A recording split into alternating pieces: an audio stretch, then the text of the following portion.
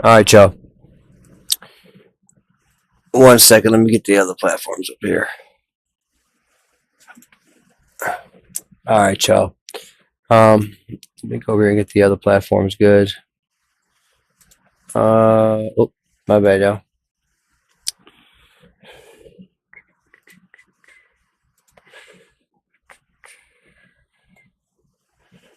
Let me make sure all the other platforms are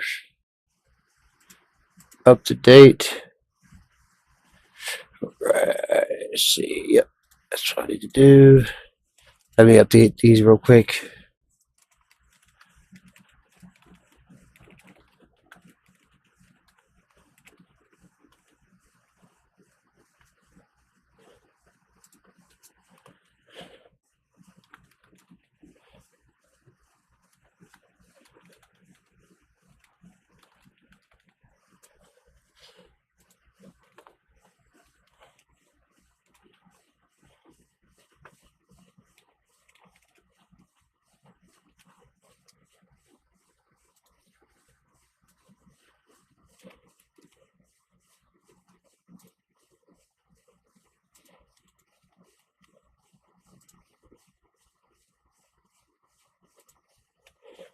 All right. One more platform, y'all. And then we should be copacetic.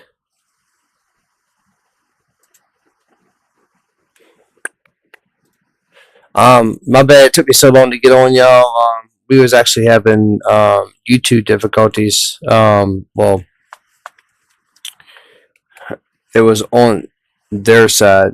They was having technical difficulties on YouTube side. So, sorry about being a little late.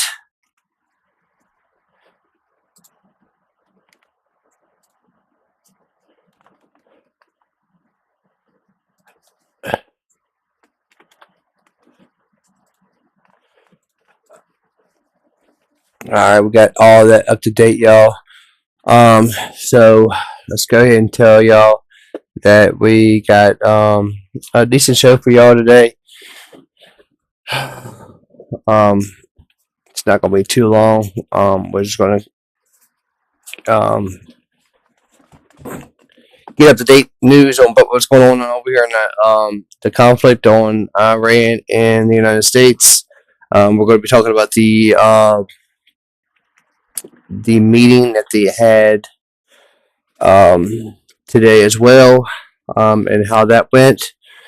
We're also going to be talking about the demands that the United States are talking about. Let me turn my mic down a little bit, y'all, because looking like I'm a little bit in the red line. So let me know if I'm a little bit too loud. But I'm going to be starting a poll. But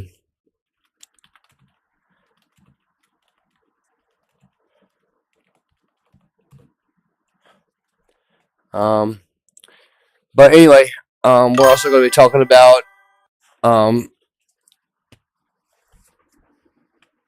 a little bit about Ukraine and Russia, because Russia is going to be coming up in the conversation tonight as well.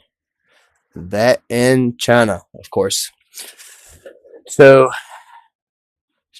make sure y'all grab a hold of y'all seats, lock in, grab you a drink, grab you a little bag of chips, and strap in.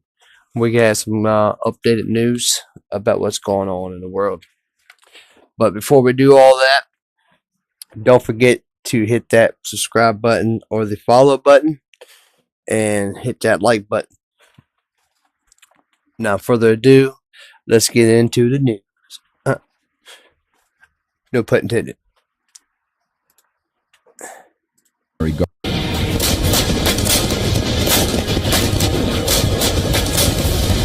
Iran has unveiled an intercontinental ballistic missile with a staggering range of 10,000 kilometers, enough, it claims, to strike the continental United States.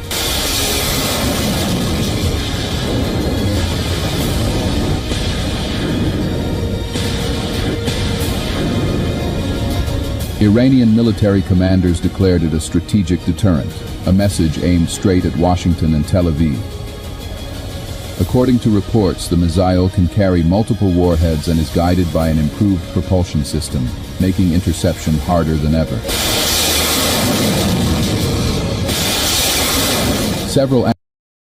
Now, do y'all really think that they have ballistic missiles that's capable to hit the United States? Let me know in the chat. Or do you think that is just Iran's scare tactic? It's same old Iran. Personally, I don't think so. I mean, they could now since, China has been sending boatloads of cargo planes, and Russia has too, to the Iranians.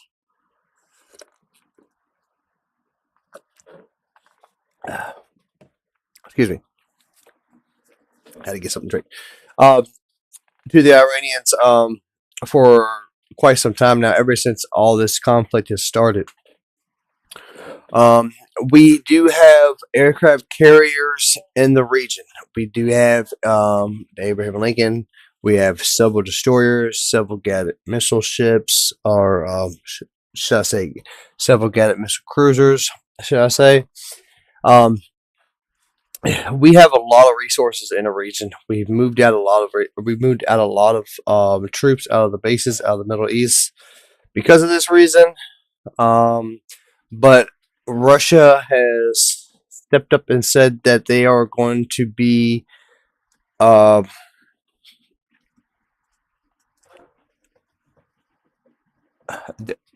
it's crazy, y'all. It's insane. We're going to see how far Russia's word is, because attacks on Iran is inevitable. It's going to happen. So I'm just going to let y'all know that now.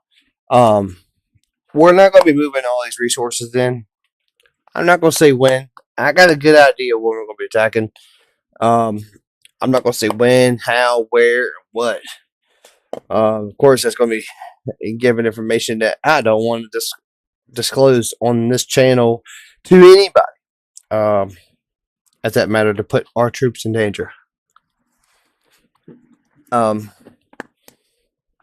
big thank you and a big love to our troops. Thank you so much.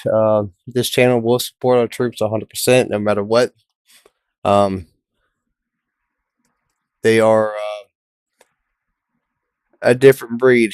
I wish I could be there with y'all. I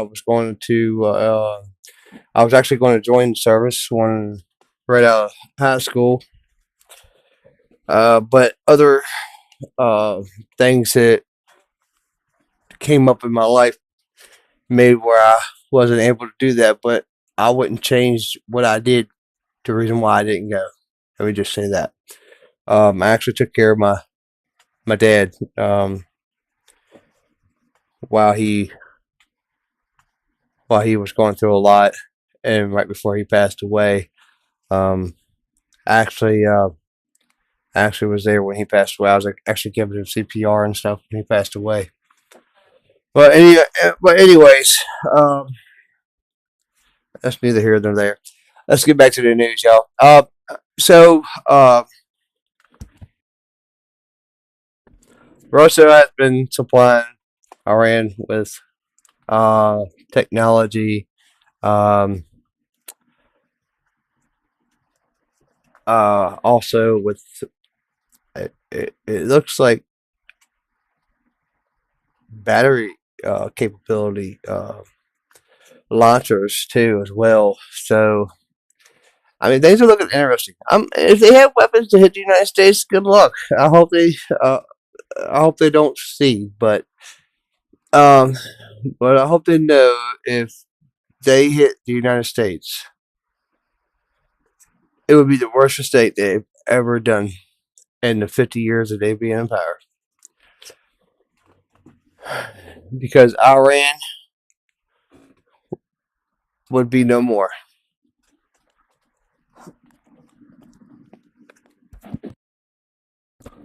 It will be the biggest fireworks show you have ever seen in your entire life since World War II. All right, I'm just gonna let you know that now. But and we have confirmation of other aircraft carriers that's on the way to the Middle East to give support to the Abraham Lincoln and the George W. Bush. So we're gonna have 3 aircraft carriers. Now that's not including all of our local amphibious aircraft carriers. Let's get into this somewhere. Analyst model reportedly carries advanced sensors and improved stealth coding, capable of operating at altitudes up to 26,000 feet. What's going on, Jade? How are you, bud? Along with their new drones, there were several other missiles on display in Tehran. Now they do have a lot of missiles in Iran, and I'm not saying that at all. They do have several missiles. Welcome, Jaden. I appreciate you dropping in, but he said I'm back.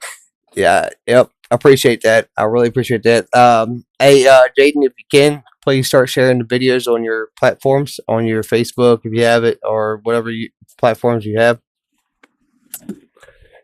Start sending share the videos to text message to your friends, whatever. But yeah, that's another thing I want to talk to you about, Jaden. Moderators, my moderators are going to start sharing all the videos and everything else that's on Facebook and stuff. But we'll get to that later. For right now, thank you for dropping in, but I appreciate it. But Tehran, Iran does have a lot of ICBMs and stuff, mid-range ICBMs, but they're saying that they have missiles that can hit the United States. If this is true, it's a game changer. But if this is true, we might be able to see their first. I don't think, even if they have missiles to even go that far.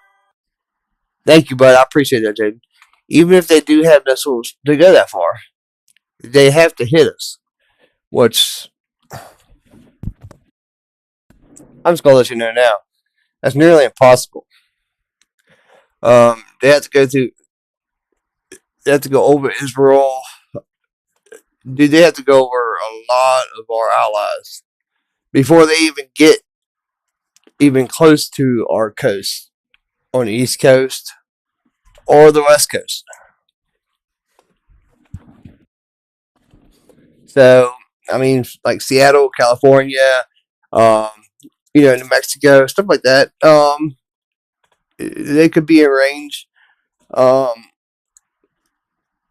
Now, Maine, New York, let's see, New England,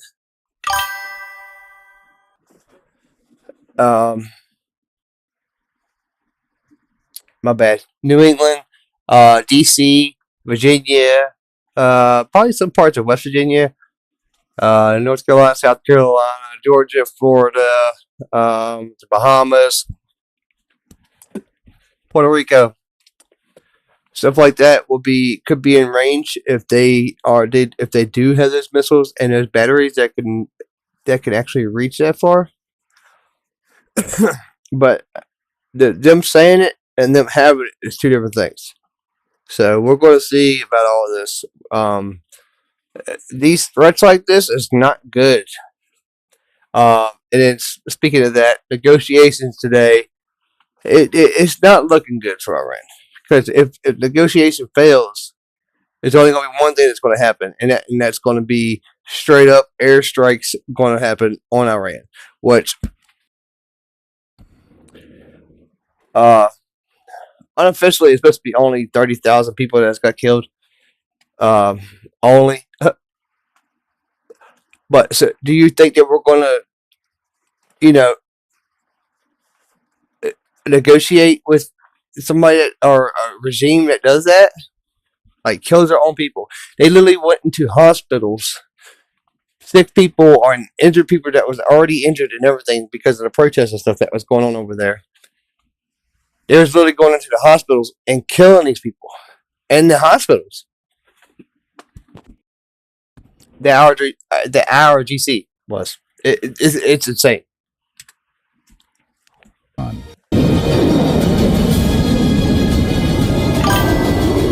As tension simmers in West Asia, this display of strength Yeah, that is a lot of people. It's crazy amount of people. And if you think that Trump's going to stand back and let them get away with that, it's not going to happen, man. We're not going to have that many resources in the area, and this is more resources than we had than when we actually attacked Iraq when we went in Desert Storm back in the 90s and 2000s when we went, when we was there for 20 years. This is more resources than we had then. So if you think that we're not going to attack, I mean, it's crazy. We're definitely going to be doing something. They've already had, excuse me, they've already had mass explosions inside of Iran, and I'm sure that's probably been either Delta Force or the CIA doing operations in Iran already.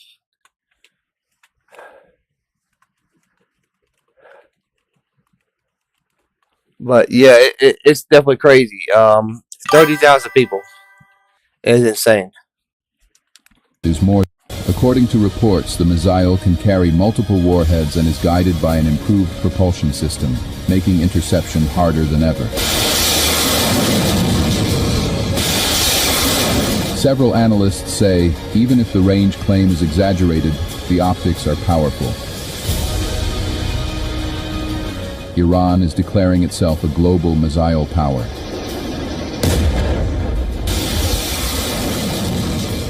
The announcement came days after the Islamic Revolutionary Guard Corps showcased a new generation of Shade drones.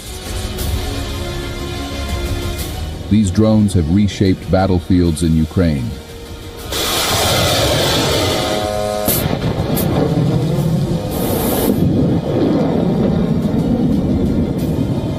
The upgraded model reportedly carries advanced sensors and improved stealth coding, capable of operating at altitudes up to 26,000 feet.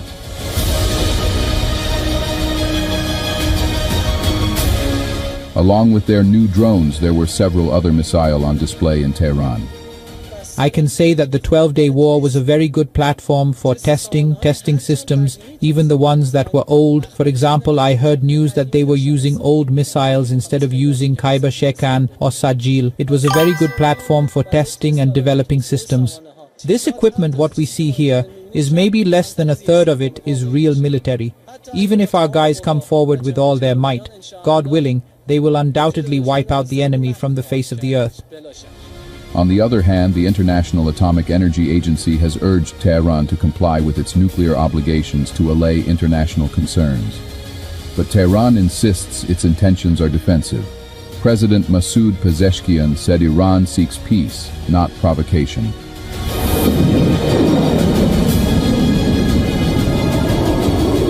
As tension simmers in West Asia, this display of strength is more than symbolism. It tells the world that Iran's era of long-range deterrence has begun one missile at a time. Iran has launched extensive naval drills, and this includes firing ballistic and cruise missiles at simulated targets as part of a two-day military exercise. Now, this Revolutionary Guards Navy carried out these operations in the strategic Strait of Hormuz and the Gulf of Oman. Indian state media released images showing missile launches. The missiles included Qadr 110, Qadr 360, and Qadr 380. Whoa. What's that? I just built a budgeting app in Base 44. Guys, Nina just built an app. Impossible. Nina can't code. Interesting. Can it generate reports? It can now. Nice. So you're saying we can all build apps now? Yeah. I'm on lunch. I gotta make a call. I'll be in my right office. Just built an inventory tracker. Protein calculator. Book share an app. A workflow manager that Tracks who still owes for the group lunch. Trash duty schedule. Since no one seems to care. just built a performance I just created manager. a goal tracking system. We built the same thing, didn't we? Yep. Can this thing manage contact? Is this SOC 2 compliant? I want to animate this graph. Create a Yeah, they Profesor de Español. An inter-office dating app. Peace They, and cooperation. that was, you talking about in June, back last year? That was during the 12-day war. That's when Israel attacked them first, and then yeah, you're welcome, Jade. No problem, bud. Like I said, you've been doing a lot for the channel. I appreciate it.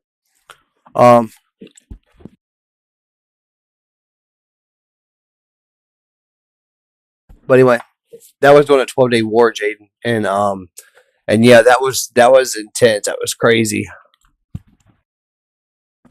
That's when I just got into actually streaming and stuff for real.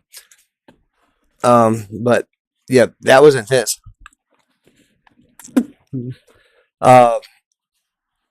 you see what happened there. Like, we ended up sending our B-2 bombers over there and literally dropping the bunker busters on the GPUs, or the what are they? The bunker buster bombs.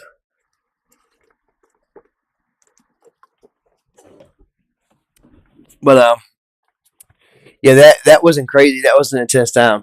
But we destroyed a lot of their air defenses back then. So, but like I said earlier, I'm sorry, China and Russia has been sending them massive amounts of weapons. They send them helicopters, which is not going to make a difference between up against the United States Army. Came days after the Islamic Revolutionary Guard Corps showcased a new generation of Shade drones. These drones have reshaped battlefields in Ukraine.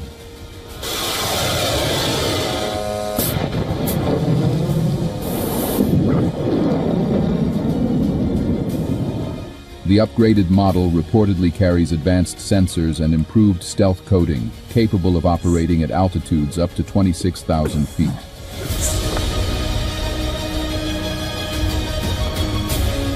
Along with their new drones, there were several other missiles on display in Tehran.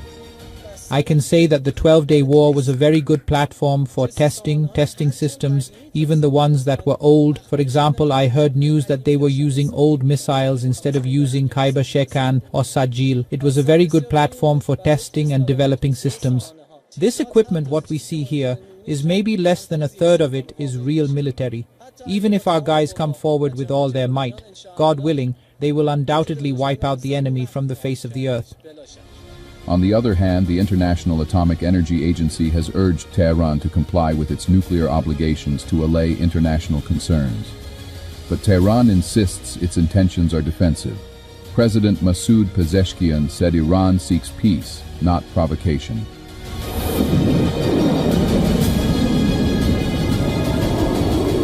As tension simmers in West Asia, this display of strength is more than symbolism.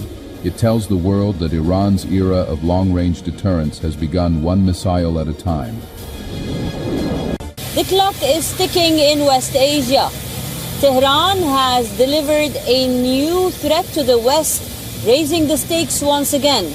Iran has unveiled a new ICBM that can reportedly reach the United States. And the IRGC, on the other hand, showcased the newest Shahid drones. Take a look at this report.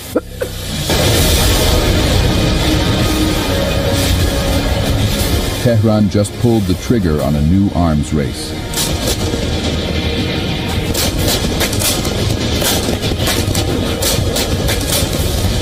Iran has unveiled an intercontinental ballistic missile with a staggering range of 10,000 kilometers, enough, it claims, to strike the continental United States.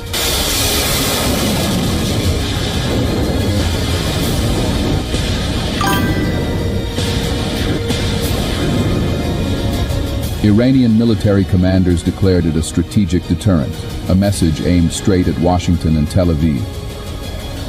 According to reports, the missile can carry multiple warheads and is guided by an improved propulsion system, making interception harder than ever.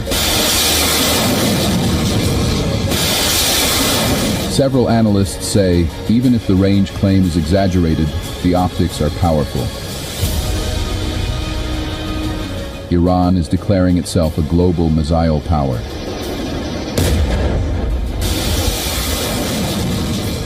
The announcement came days after the Islamic Revolutionary Guard Corps showcased a new generation of Shade drones. Yeah, Jaden. So yeah, they look scary. They do. I understand where you're coming from, Jaden. But you gotta understand. So okay, so you know what? Just for you, Jaden. All right. was tomorrow. Tomorrow, I will be doing a special on our United States military, on all the armed forces, just for you, Jaden. So we can go over and see our big guns and our technology, what we have, and everything. We'll go over the Navy, we'll go over the Air Force, we'll go over the Marines, we'll go over the Space Force, we'll go over Army, National Guard, Coast Guard, you name it. We'll go over the whole 9 yards tomorrow. And we'll scratch gaming tomorrow, and we'll actually have that special just for you tomorrow, Jaden. So, and my dog just farted. You stink. You a stink doggy. Yeah. Boy. Man, what'd you eat? We ain't give you chicken no more. Good God. Woo! Man. I got a bull pit and she is kicking it right now. But anyway, so tomorrow we're gonna have a special for you tomorrow, Jaden. I don't know how long it'll be. It'll be probably a while, probably a couple hours long. So don't miss that, y'all. And if y'all just now dropping in, please hit that follow button, hit that like button, hit that subscribe button, depending on what platform you're on. But yeah, make sure y'all hit that like button, hit that bell button so y'all don't miss a thing too. Tehran just pulled the trigger on a new arms race.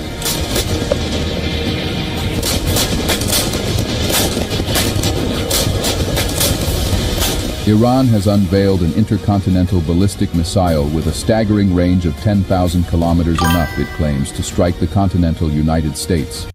Yeah, it's gonna be cool. I was actually planning on doing this video too, but not later, like a couple weeks down the line. But since you think they actually got awesome firepower, wait till you see our United States military. It is insane. That's what's up, Jaden. Thank you for the like button. I appreciate that. If y'all just now dropping in, smash that like button, hit that follow button, hit the subscribe button. I appreciate it. Big boost to the channel. It shows me that y'all support the channel. It shows me that y'all still want me to do this.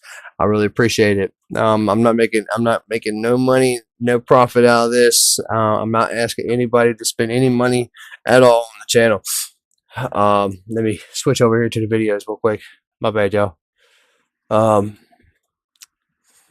Where's that? Here we go.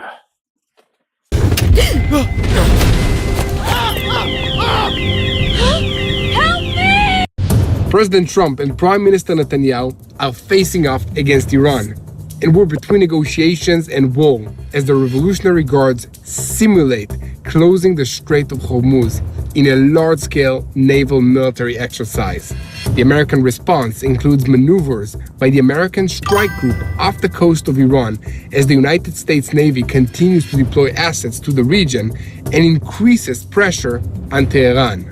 But the Iranians are also pushing back and aiming high in negotiations with the United States.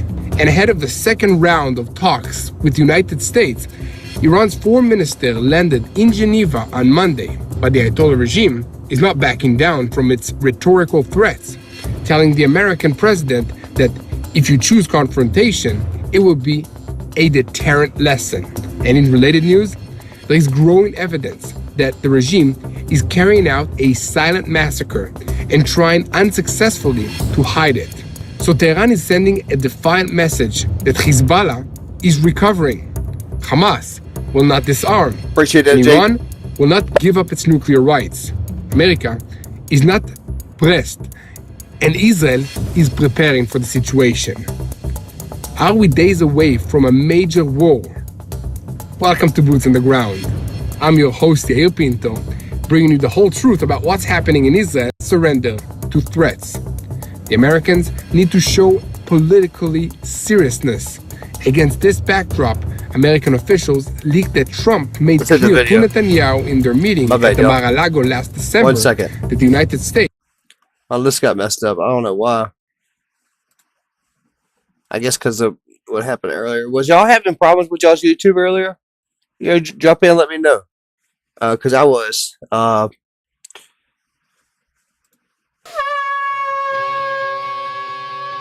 Western countries that Christians and Jews must face together. And New Yorkers weigh in on their experiences under the leadership of their new mayor, Zoran Mamdani. Oh, man.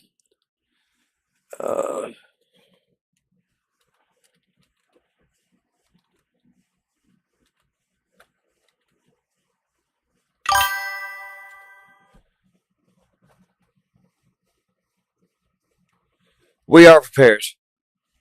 We are very prepared.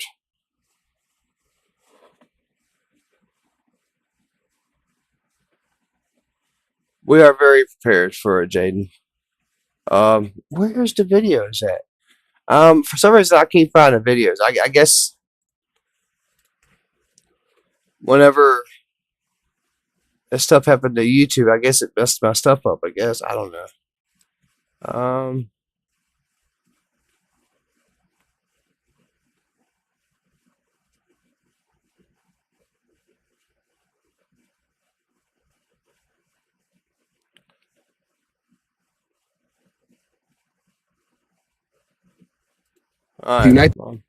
At West Virginia Virtual Academy, students across the state receive the education they deserve with a personalized approach. The States would support Israeli strikes against Iran's ballistic missile program if no agreement is reached between Washington and Tehran. At West Virginia Virtual Academy, students across the These commercials are killing me. My bad. I'm getting premium back in the next couple of days, y'all, so we ain't gotta worry about these commercials. Historic decision between a Syria-style deterioration and a planned transition program. In the shadow of galloping inflation, collapsing banks, and so Iran's dollar or Iran's money is worthless. You might as well burn it. Their inflation's at like 50 or 40 some. So their money is worthless right now. And this is why everybody's protesting, because literally people don't even have enough money to go buy bread because bread is so high. So we're complaining about $5 gas prices, but they got over there a loaf of bread costs us $50. Could you imagine that? Going to the store and buying a loaf of bread for $50?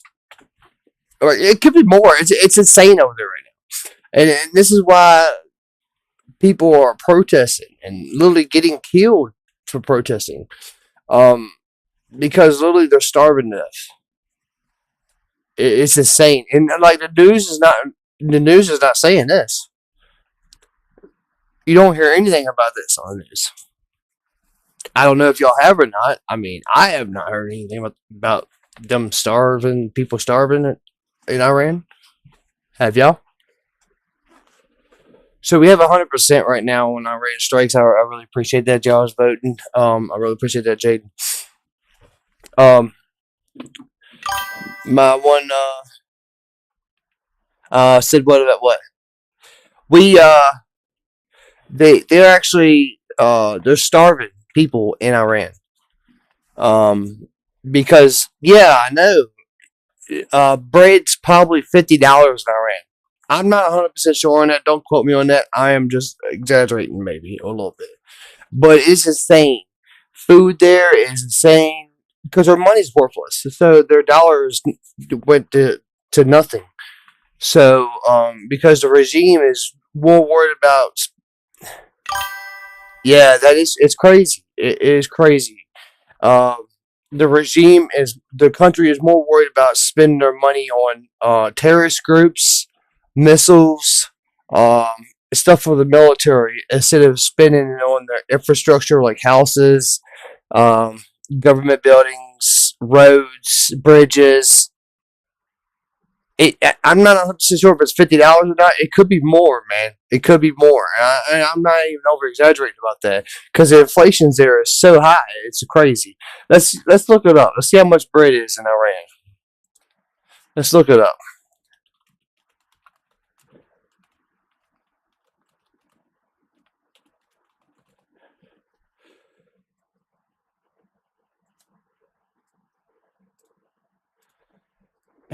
Wow.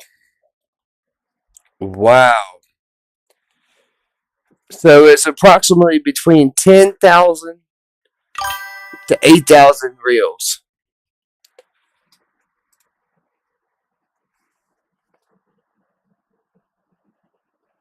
Yes, they should be very ashamed of themselves. And they definitely should not be in power anymore. Yeah, I got what you were saying there, Jaden. But yeah, it's insane, man. So it's actually worse than I thought. Let's see how much you're.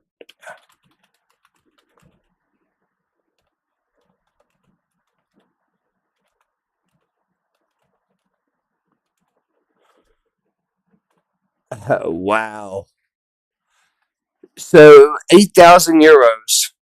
So that's like $8,000 here. So you would have to have 8,000 euros. But each. I'm sorry. 8,000 Iranian euros is worth 62 cents here in the United States. That's how much their dollar is dropped. And that's insane. That's insane. So bread is 8,000 rios. There. You have to have 8,000 rios to buy a loaf of bread. Yeah, no, that's insane. That's a lot worse than I thought it was. Holy crap. So you have to have a car payment to buy bread. You have to have a down payment on a car to go buy bread. So you would literally have to you would literally have to sell your car just to go buy bread. Wow. That's insane, dude. Insane. You know what? I'm with the 100%, and I'm with you, Jaden, about the 100%. 2 votes. Oh, wow.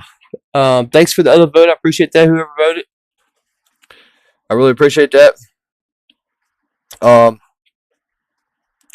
But yeah, that's insane, man. About how much money that is. That's crazy. Tens of thousands of fatalities in January's street demonstrations in Iran. The battle over the day after the Revolutionary Guards has already begun. But what about Israel? In the Israeli Air Force, they assessed that Iran has 1,800 missiles in 4 arenas simultaneously. So, what awaits Israel in the case of a strike? We will take a closer look. And meanwhile, in response to Hamas's ceasefire violations in the Gaza Strip, the IDF eliminated several terrorists this week. And amidst these activities, Prime Minister Netanyahu said that he's giving a chance to the 20-point plan of United States President Donald Trump. But if necessary, the war will be renewed in order to disarm Hamas for good. And furthermore, the IDF is reinforcing forces in Judea and Samaria out of concern that Iran will try to ignite the area and open a front that will divert pressure from it. In the defense establishment, they warned of a possible escalation. You would have to sell your car just to buy a loaf of bread. Yo, what's up, Michael Smith? How are you doing?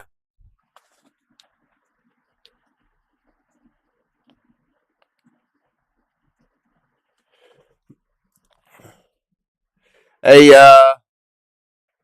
I know, man, it's crazy. Hey, Michael, sorry, my bad. Hey, Michael, meet Jaden. Jaden, meet Michael. Michael is actually from Virginia, from where I'm from, originally. He's from down towards like where the oceans at, or where the beaches and stuff like that's at.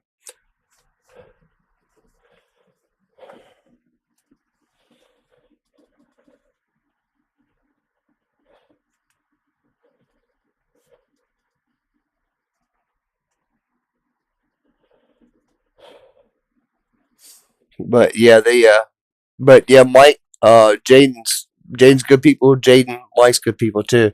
I've actually, Mike's been on the channel for a while, actually.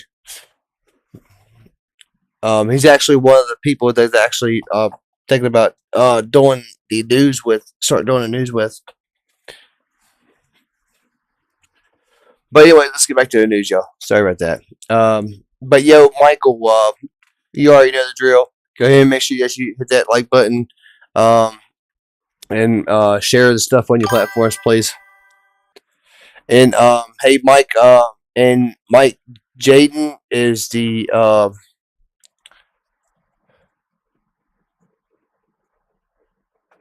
master ceremonious. So and you will be the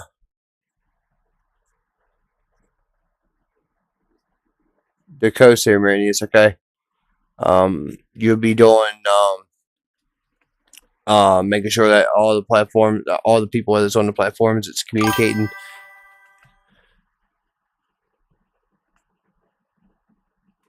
Oh, that's cool. Yeah, I'm in West Virginia, in Martinsburg.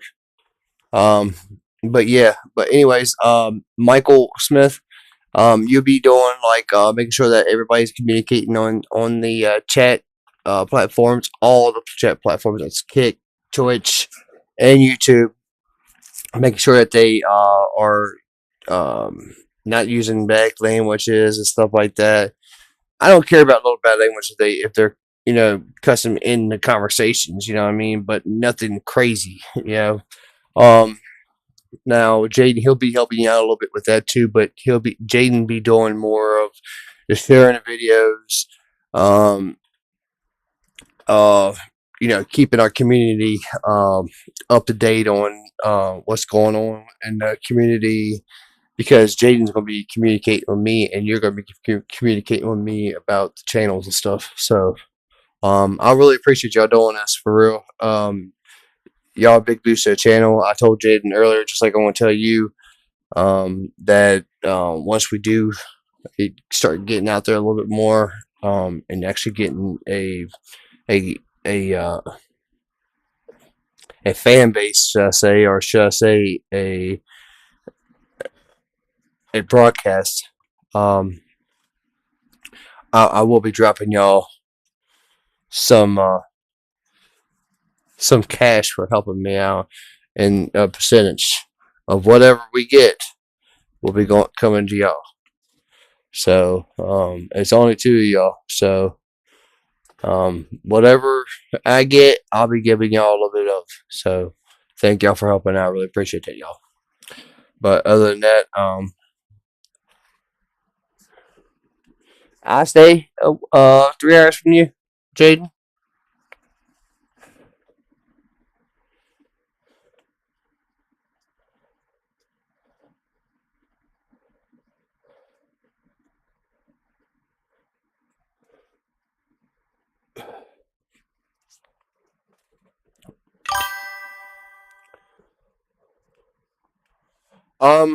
Actually, a lot's going on in Iran, but they actually said that my bad, stream. I don't mean to go back. They actually said that they have ICBM capable missiles to actually reach the United States now. Now that's their claim. Iran's always been a wise teller, should I say? They claim they have something, but they don't have nothing. Appreciate that.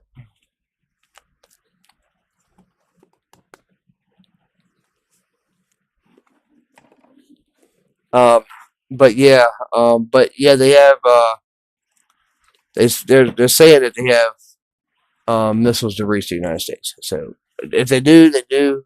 We'll see if they'll be able to actually reach the United States without getting shot down. Because we're finding out a lot of good information during this Ukraine and Russia war, because we're using our technology over there. So the more we use our technology,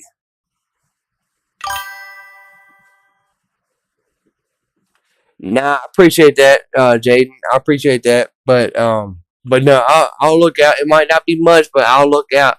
I mean, it might be enough to get you, and you never know, Jaden. You might win the drawings that's coming up. So I mean, you've been really active on the chat, so and that's a big part of it. You and Mike, you've been more active than Mike has, of course, but everybody has a chance to win because I'm gonna be giving everybody numbers. I'm gonna draw numbers out of either a hat or a spinning wheel, one of the two. That's going to be something that we're going to discuss later on in the chat. We have 3 votes in so far, and all 3 votes is saying 100% that we should strike Iran. I definitely agree. We definitely should. We should strike them before they strike us. You know what I'm saying? But other than that, thank you, Jade. I appreciate that, man. That meant a lot to me. I really appreciate that, man. I have worked hard on the channel. Try to work hard all the time on the channel. Actually, the old lady, she's great about me being on the channel and all. So I appreciate it. But anyway, let's get back to the news. Here we go. So, while Hamas refuses to Alright, so for one, let's get the actual update on Iran, what's going on. Let's get the 4-1 of the scoop about what's going on.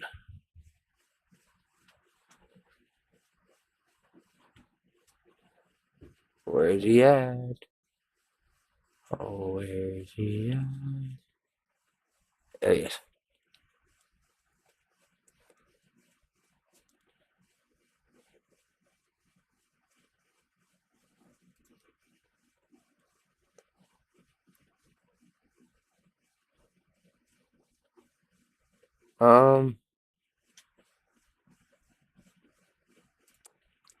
I can turn your wildest ideas into a song. Just describe it in a few words. Choose a style, and let Mareka the Hello everyone, I'm the Enforcer, and welcome to the breaking news. Please make sure to like, comment, and subscribe, and to support us on Patreon, link in the description below.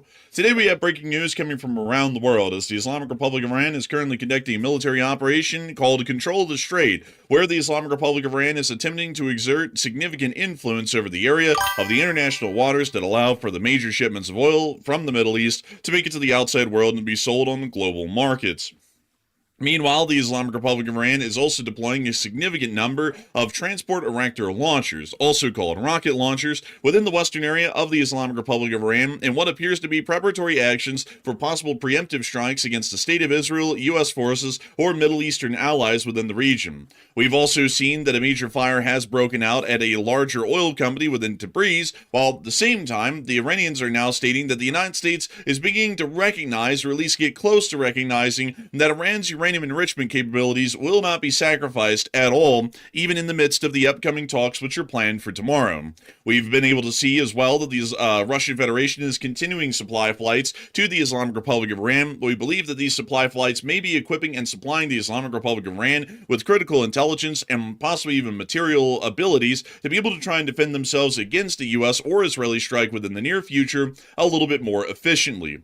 Outside the Middle East, we have been able to hear that significant U.S. air flights have been conducted through the Mediterranean today on their way to the Muwafaq Air Base inside of Jordan, with a large number of KC-135 Stratotankers seen on flight radar, including some which may still be visible on the map, although most of them are currently turning off their transponders around the area of the Mediterranean, and we do believe that there is a large number of F-35s in tow, as video footage taken somewhere around the island of Sardinia or Sicily has shown that there are a large number of F-35 Lightnings which are currently following these aerial tankers, and additional footage have been made in the United Kingdom of those aircraft taking off as well. Outside of that, we've also been able to hear of other interesting developments, particularly inside of Europe, as we are now hearing that the British and German governments are openly preparing the citizenry for war within both of their countries and are demanding that the European Union as a whole, including the entirety of NATO, starts to conduct significant rearmaments, as they do believe that war is highly likely with the Russian Federation within the next 2 calendar years. The Russian Federation has also started to largely see that there is growing dissent within the population inside of their country, as a large amount of Russians have started to notice today that the situation as far as the war in Ukraine and further escalations with the Western world appears to be a largely hopeless one on the material and strategic side of the equation.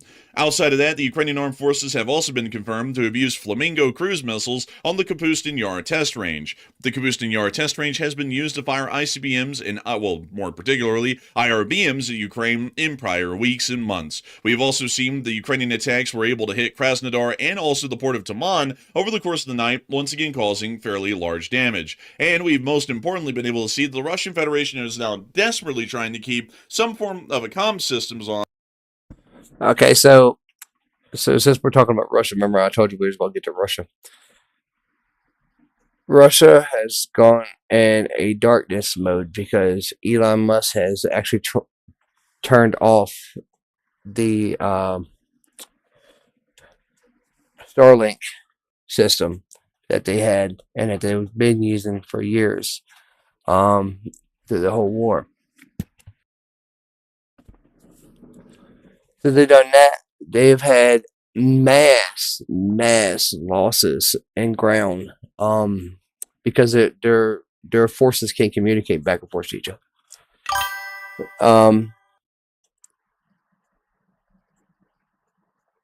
Thanks, Jaden. I appreciate that, bud.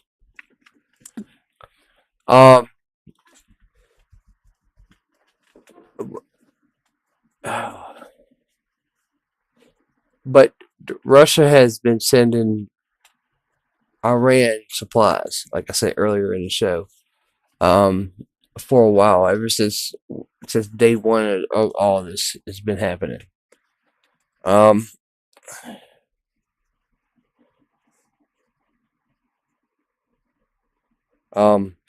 Since day one, China has been sending their stuff. Appreciate that, Mike. I appreciate that, bud.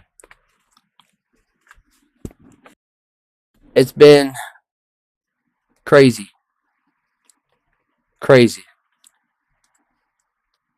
And it don't look like it's going to be letting up anytime soon.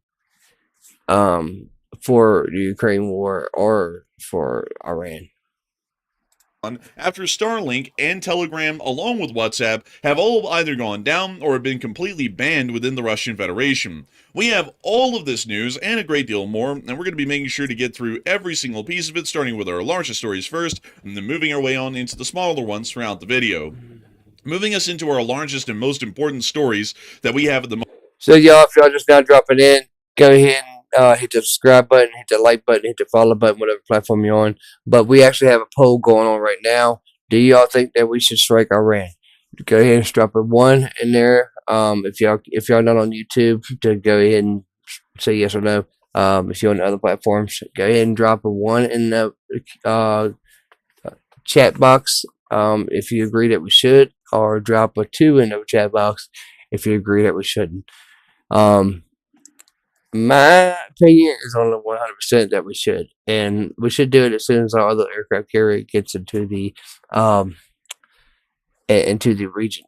We have been able to see that the Islamic Republic of Iran is currently conducting a military exercise that they have dubbed Control the Strait. From what we can see, video footage has emerged from Iranian news channels within the Islamic Republic of Iran showing a significant amount of military activity being conducted around the Strait of Hormuz area, including the smaller Salvan-class catamarans being in the area of the northern part of the strait. And we've also been able to see this includes actions of the Israeli army, which we would assume is coastal naval defense batteries that fire anti-ship missiles. We've also been able to see them targeting and firing at flying drone targets as well, like we could see in this video. And we've also been able to see that they've been targeting and destroying boats within the Strait of Hormuz as well. Operation Control the Strait is not necessarily about conducting an effective blockade with Iran's navy over the strait, as that would be considered a hopeless and fruitless ambition, even by the Islamic Republic of Iran. The Islamic Republic of Iran is conducting this military exercise currently because they are trying to once again insinuate the threat to the United States of America that if we do not back off of our demands at the negotiating table, they might mine the Strait of Hormuz. Mining the Strait of Hormuz would come with... This is Station 4. We are alive, we are safe, and we are waiting for you. significant repercussions globally. The Strait of Hormuz is the naval passageway that allows for most 40% of the entirety of the globe's oil production, which is currently being produced inside the Middle East, to make it out into the open market on the day-to-day basis. This oil is bought and sold largely on that day, that very day that the oil is produced, meaning that non-tapped oil reserves underground do not count for anything in the economic equation when it comes to the prices per barrel of oil. If the Strait of Hormuz was to be closed, the oil that is actually being extracted out of the ground, which is incredibly significant within the Middle East on the day-to-day basis in the present day, would be cut off from the outside world. This means that the world, which largely consumes the same amount of oil per barrel every day per country, would now be dealing with a 40% decrease in the amount of oil that would be able to make it out into the outside world. If that happens, oil prices could skyrocket by a factor of 270%. That means that currently, oil prices that are sitting around $60 per barrel of crude oil could easily start to skyrocket well above the $180 range per barrel of oil weeks or even days after that sort of an oil a minefield was laid inside the Strait of Hormuz, which puts significant pressure on the United States to try and make a deal with the Iranians or to completely back off. The United States' abilities to conduct demining operations as well would be further complicated by the geographical difficulty of this area that we're talking about. The Strait of Hormuz actually sits nestled in what we could describe as an inverse V shape on the map. This makes it incredibly difficult to get into the Strait of Hormuz with any relative ease, as the Islamic Republic of Iran could line the shores of the entirety of the Strait of Hormuz with anti-ship missile batteries and also drone warfare batteries that would be able to attempt to swarm any U.S. vessels that tried to make it into this area. The U.S. Navy, using the USS Abraham Lincoln's Carrier Strike Group and aircraft on board, could attempt to try and deal with these drone and anti-ship missile launchers, but then the problem would be is that the Islamic Republic of Iran does have operational air defense, and we assume large caliber air defense around this area, meaning that that would pose an existent threat to any air-to-ground operations by the U.S. Navy, and the U.S. Navy would then have to conduct what we call SEAD operations, which is suppression of enemy air defense. This will use EA-18G Growlers and Super Hornets that are equipped with the AGM-88 HARM anti-radiation missiles to be able to try and target and suppress these enemy air defenses that are within the area. Once that operation is conducted, which could comprise over the course of about 2 or 3 days, then the United States is able to move on to actually targeting and striking the drone launchers and anti-ship missile launchers that exist around the strait, which would then take probably a couple of more days to make sure that the area was safe for a U.S. vessel to get in, even if there is still existent anti-ship and also drone. So what he's talking about there is he is literally talking about the strait in Iraq that actually goes right past Iran, or I'm sorry, in Iran. That goes right past Iran. It goes past Iraq too, I believe. Yes, I think it does. But anywho, it might not. But anywho, if they lay sea mines, which is explosives that they actually put in the water, that if like a ship or something like that hits it, explodes. This is old technology. They used this back in World War II and stuff. So if they think that's going to work, that they got another thing coming. That's not going to work. We have submarines and stuff there, attack submarines and stuff that's there.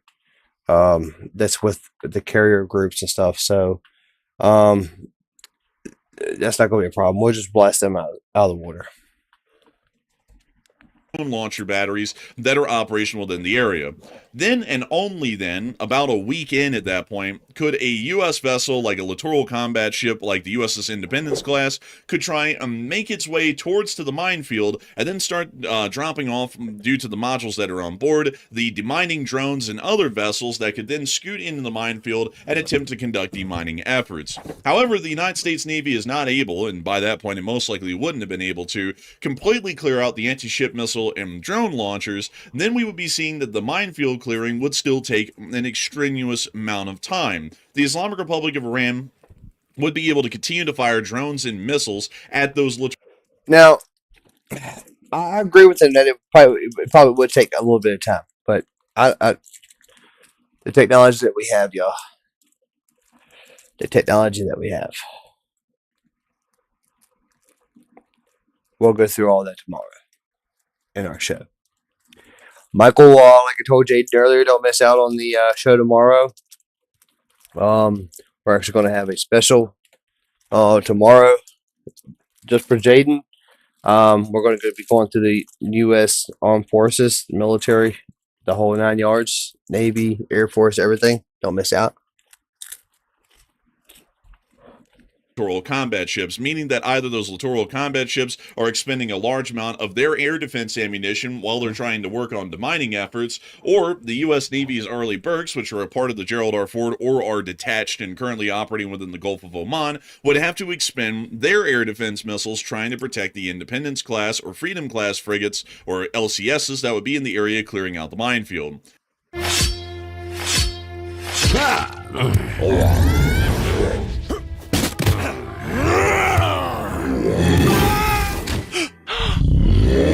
If that happens, then we'll see that ammunition will eventually become expended. Thanks, Mike. I appreciate while that. the U.S. Air Force and U.S. Navy are still trying to wipe out most Iranian land threats that could be fired at the ships in the general area. And if those ships start to run low on air defense munitions, then that means that a littoral combat ship would have to load up its demining vehicle and then sail right back out, who knows how far away, possibly even days away, to be able to try and make it to a port where they can resupply the defense ammunition. It'll be tomorrow evening when we do it.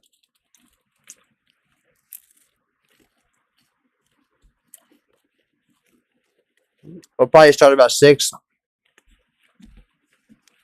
Of that vessel or the Arleigh Burke, which was protecting him, and then they'd be able to go back into the strait. And they could conduct that with several different LCSs at the same time and several different Arleigh Burkes conducting air defense at the same time. But generally, nevertheless, that would greatly slow down demining efforts, meaning that the strait, in any circumstance, if the Iranians are able to mine it, will remain mined at a minimum for several weeks. That also means that that will cause irreparable damage to the oil markets, and it's simply not an avoidable issue. If the Iranians do lay a naval minefield within this area, we will be seeing...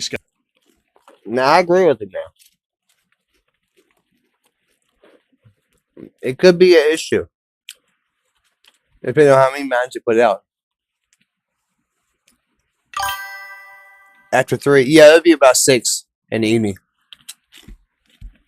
Skyrocketing oil prices on the global oil markets, and that's currently the largest leverage that the Iranians have, and they're trying to use it to coerce the United States into largely backing off or accepting Iran's demands on their terms about nuclear weaponry, missile development, and also the funding of terrorist forces within the region. Otherwise, they will conduct this action. We've also been able to see that the drone carriers... Yeah, I'm not for sure where you're at. My bad. It's Mike, dude. Yeah, you're...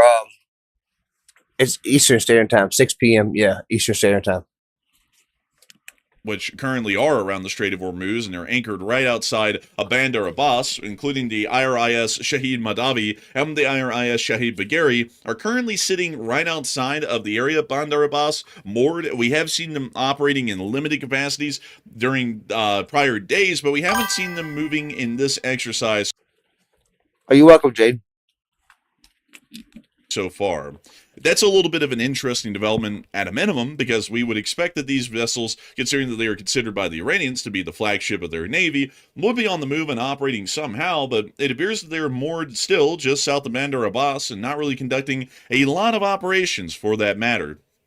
The Iranians are also moving to a far more escalatory measure, as we have been able to hear that local reports in Iran about movements of ground-based missile launchers and ballistic missiles in Kermanshah, Iran, and on the borders of Kurdistan in recent hours. This is a fairly concerning development, and eyewitness reports have been proven to be verifiable and accurate intelligence from the ground in Iran in prior conflicts like the 12-Day War.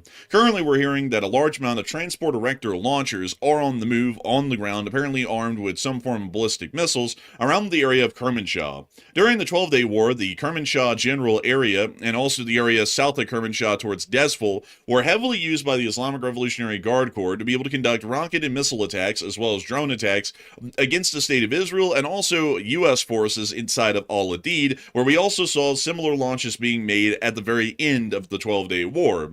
This leads us to believe that the Islamic Republic of Iran is pre-positioning strategic rocket forces to prepare for some sort of a preemptive attack either on U.S. forces within the region, at Muwafaq Air Base and Prince Sultan Air Base in Saudi Arabia, or against the Israelis directly, before the Israelis can conduct a first strike.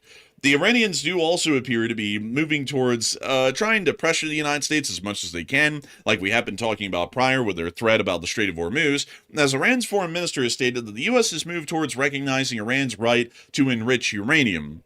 We do not know if this is an accurate statement, considering that the Iranian foreign minister could be lying about this, and we have not heard an official statement from the U.S. government yet, but generally most analysts and most experts would consider this sort of an act by the United States to be a mistake. It would be leaning heavily into the elements in terms of the JCPOA, which generally was a fairly weak agreement as it required for U.S. inspectors to come into the country and be shown by the Iranians where they were enriching uranium and to what grade they were enriching it at. And it turns out that over the past decade or so, even during the time of the JCPOA, the Islamic Republic of Iran was operating secret nuclear facilities that the inspectors were not allowed to go to.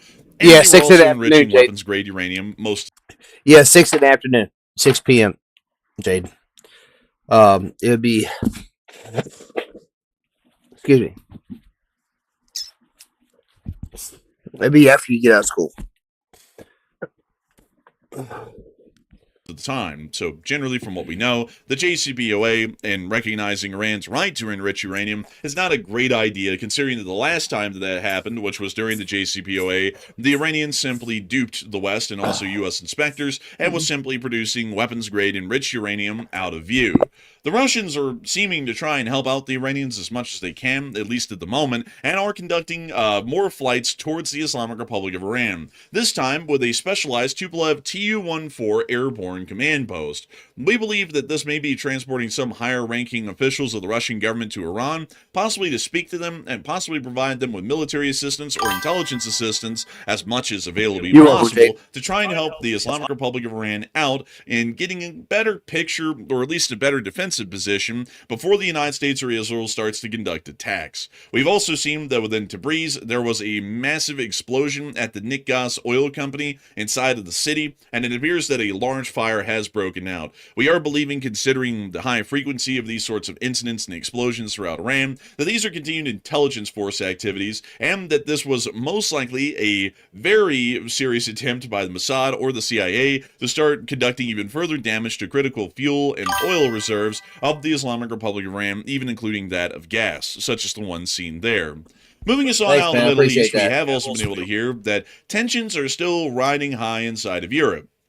And according to the German and British governments, we have been able to hear that top military officials from both countries are urging every individual citizen in Europe to prepare for a possible Russian attack, and are also demanding that the governments, the civilian governments of both the UK and Germany, so the Bundestag and the Parliament, start significant military rearmaments due to the imminent threat that the Russian Federation poses to the security of European interests. We have been able to see that this has been an ongoing sort of a cheer by military officials within most countries, really over the past year, but these calls are ramping up in ferocity and also frequency in recent times, as it's starting to become a lot more clear that Russia is in a incredibly desperate situation, and for that reason might start to conduct even farther aggressive actions, particularly towards Europe. Right now, the Russian Federation is strategically spent in most every measure, economically and militarily, due to the ongoing war in Ukraine, and it does not appear that the Russian Federation is really able to try and even gain any ground inside of Ukraine, much less they're actually losing it right now.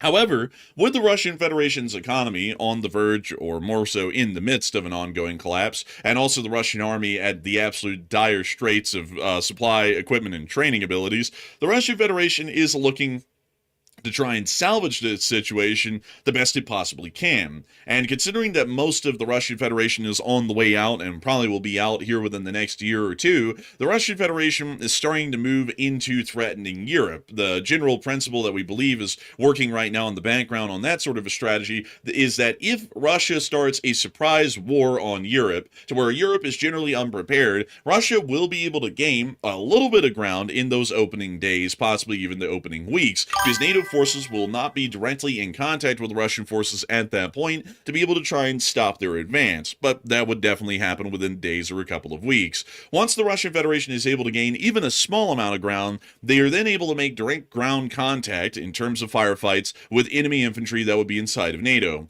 Once NATO begins to stabilize that front and starts to conduct significant air operations against the Russian Federation, even at that point right there, the Russians could start to threaten the use of nuclear weaponry, particularly that of tactical nuclear weaponry against NATO forces and formations on the ground, lest the NATO tries and makes some sort of an agreement with the Russian Federation to find a compromise. Hey, thank both of y'all. I appreciate that. Really, I do. Y'all been doing a lot for the channel. Definitely you, Jaden. You've been doing absolute a lot. And Mike, you've done a lot too, man. I really appreciate you've been sticking around the channel for a minute now. I know your schedule's a little crazy and all, but yeah, I appreciate it, man. That's why I made y'all two my moderators, man. Y'all been here almost all the time, man. I appreciate it. Jaden's been here a lot, but Mike, you've been here too, man. I really appreciate it. On Ukraine and the general situation with NATO and get NATO to back off and immediately lift all sanctions and such. We believe that might be a last-ditch Hail Mary effort by the Russians, because in that sort of a scenario, if NATO did not meet Russia's demands and push the war to its complete end, Russia will face its absolute doom and destruction, meaning that the current Russian government would cease to exist. However, with the current stakes that we're seeing right now for the Russians in Ukraine, if they continue the war in Ukraine without ever stopping it and without ever making any compromise with the West, the Russian government as it exists right now will also cease to exist. Currently, if they continue their ongoing actions, the Russian government will almost guaranteed cease to exist, but there isn't really any way for them to try and get any significant leverage over NATO or the United States to try and force them into a major or significant compromise. If they start a war with NATO and then threaten the use of tactical nuclear weapons, which would be highly likely in the scenario of a complete outbreak of war, that gives them a significant amount of leverage that they didn't have otherwise. And either way, if Plan A fails, which is a possible Definitely good war luck, with NATO, y'all. Hey, definitely good luck, y'all. And thanks, Mike. Yeah, let's definitely get the channel out there, y'all. Definitely. I appreciate that. the Russian government still was going to be destroyed either way, and that's what we believe the current Russian circle of thinking is working around inside of Putin's upper echelons of the Kremlin, because it seems that they are still working towards that, and it also seems that a larger amount of European governments and militaries, a lot like that of Germany and the UK's, are also thinking that as well.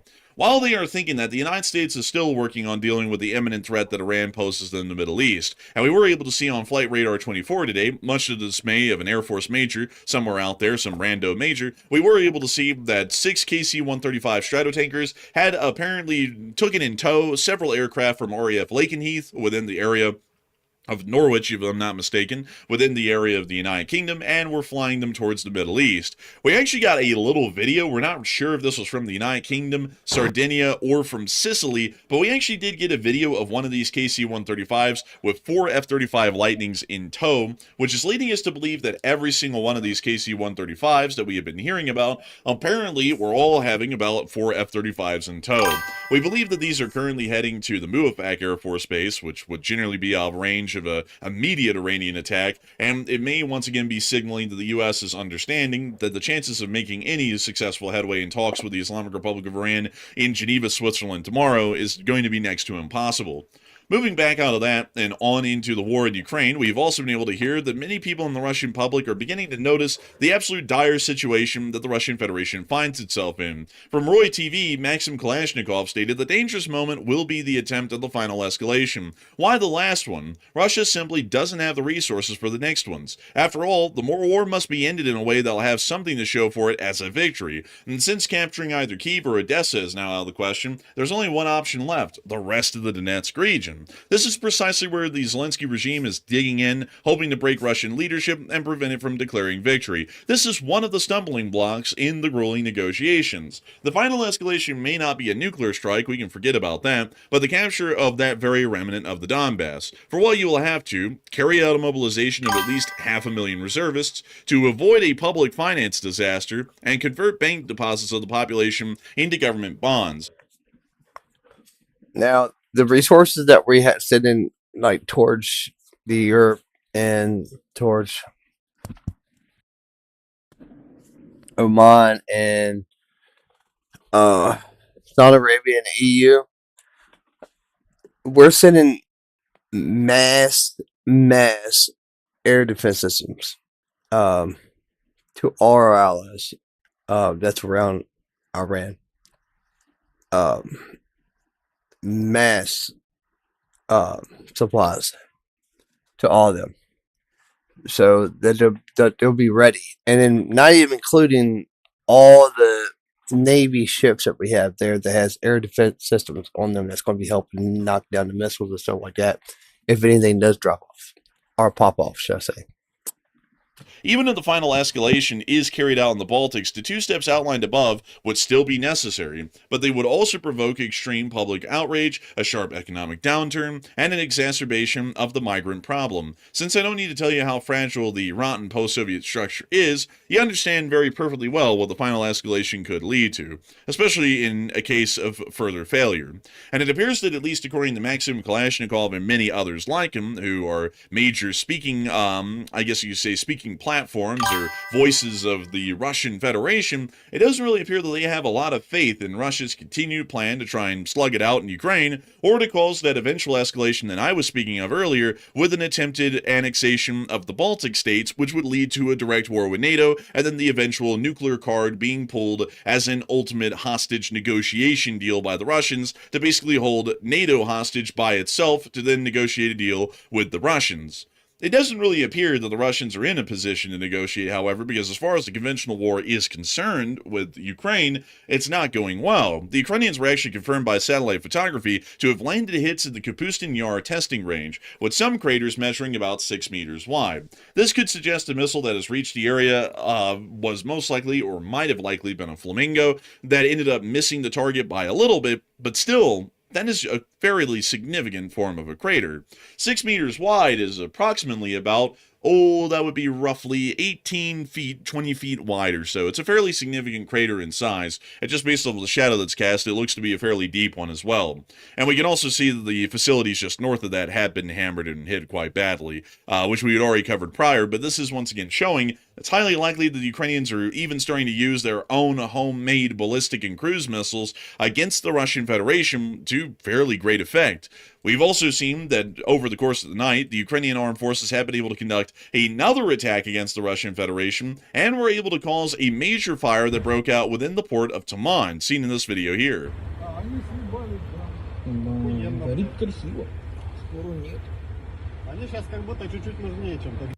Additionally, we also saw that just a little farther away in Krasnodar, it also appeared that Krasnodar had been under attack as well, which you can hear in this clip.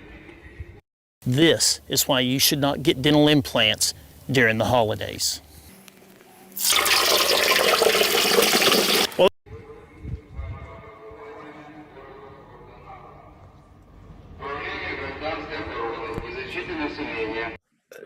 What happened? What?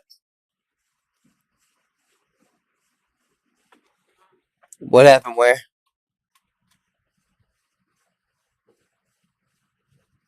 What were you talking about, Jade?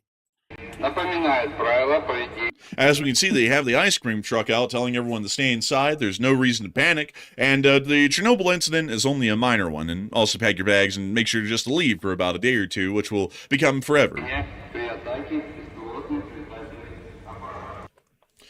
We also got this clip as well.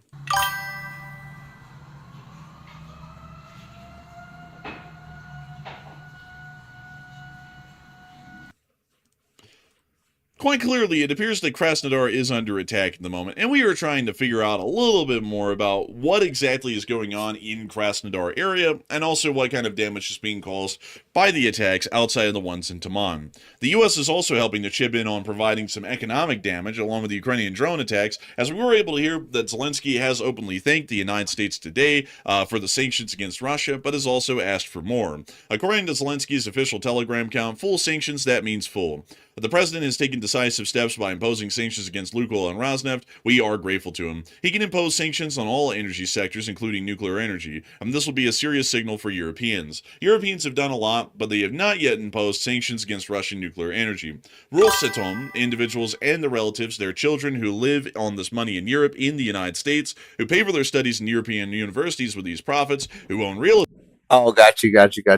Yeah, I do that all the time. A large amount of real estate. They financially support their children and relatives all over the world. Go back to Russia, go home. You don't respect anyone in the USA. You don't respect the rules. You don't respect democracy. You don't respect Ukraine or Europe. Go home. So it does appear that Zelensky is making it quite clear that he would like to see further actions and sanctions taken by the United States and Europe to further punish Russian economic institutions and also energy institutions like Is my mic too loud, or is it looking to try and see is that the desktop happening too loud? Possibly soon by the wordage. Does that sound okay? Meanwhile, near to the front lines, we've also seen that the Russian Federation is having to deal with a new reality for the larger part. The Russian Ministry of Defense published this video today, a huge courtesy to Preston Stewart for reposting this on Twitter, and we were able to notice that in this video, the Russian Federation is having to use what we can only describe as almost a modern-day version of a telegraph line to try and set up any form of internet connection. They actually have to physically wire the internet connections now due to the loss of Starlink, which makes these systems highly vulnerable.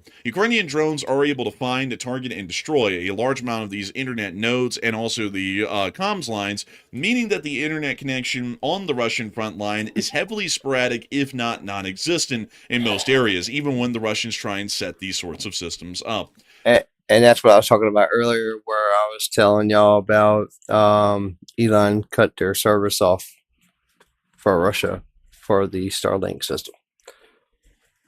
We are also believing that because of this, the Russian Federation will continue to see throughout the remainder of the war a significant decrease in frontline maneuverability and also frontline communications abilities. Their communications are I do it all the time. sporadic, while on the other Hey, end, welcome to the channel, Ukrainians y'all. using If y'all ain't Starlink, dropped in, Telegram, y'all new WhatsApp, to the and channel, general, please drop a follow. broad variety of the standard communication systems that we've seen used on both sides throughout the war. Sorry about that. Please drop a follow, a subscription, and smack that like button.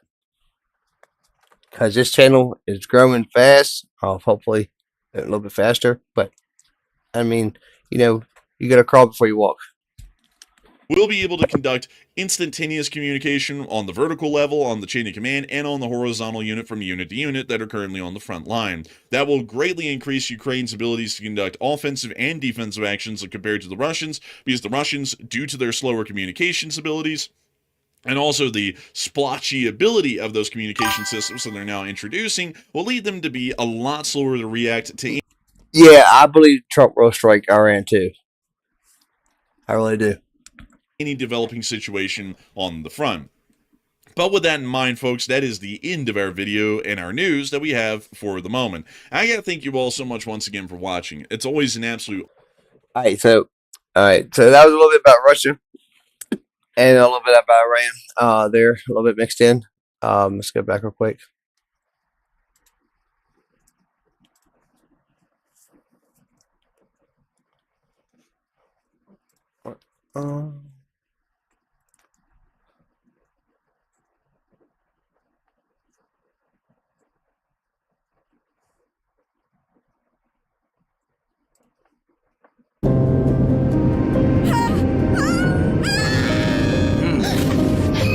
But first, breaking tonight, President Trump's envoys met today with Iranian officials in Geneva, both sides reporting some progress in talks over the Islamic Republic's nuclear program. But there are many details still to be discussed and worked out. And while the U.S. military buildup in the region continues... Yeah, I think Trump will strike too. He's not sending on the forces over there for nothing.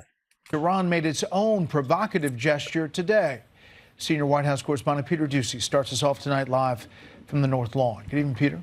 Good evening, Brett. President Trump's prediction that the Iranians want to make a nuclear deal is holding up tonight as Iranian and American diplomats are leaving private meetings with each other with a new understanding that could avoid a new war. But war fighters are still being moved into position just in case.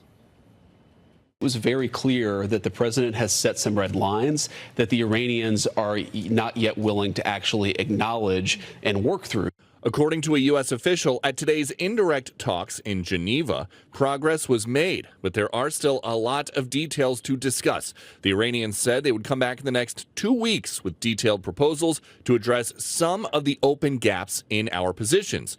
Until then, the Iranians agree. Progress has been made. Good progress was made compared to the previous meeting. The so-called red lines for President Trump in an Iranian nuclear deal aren't a secret. It's got to be a good deal. No nuclear weapons, no missiles, no this, no that, all the different things that you want. As diplomats from the U.S. and Iran chatted indirectly today, the Iranians closed the Strait of Hormuz for live fire exercises. And Yeah, I like Trump. I actually voted for Trump. I mean, one thing I can say about Trump, he's done everything he said that he was going to do. He's brought more jobs. He's did no tax on overtime, no tax on tips. Of course, we had closed downs of the government a couple of times. Since he's been back in power, that's just because the Democrats is against everything he does. Oh, yeah, I like him as a president. I think he's done a really good job.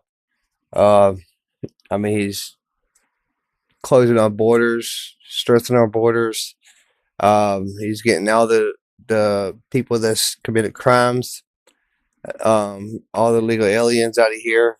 That's Spanish, French, anybody that's here illegally. I'm not just talking about people that's from Mexico. I'm talking about everybody that's here committing crimes. They don't need to be here. That's not legally here. That's not been through due processing with the border patrol office. If you came here legally and went through border patrol and went through all your due process and everything, awesome. I'm so proud of you. Congratulations for becoming a United States citizen, and love to have you here.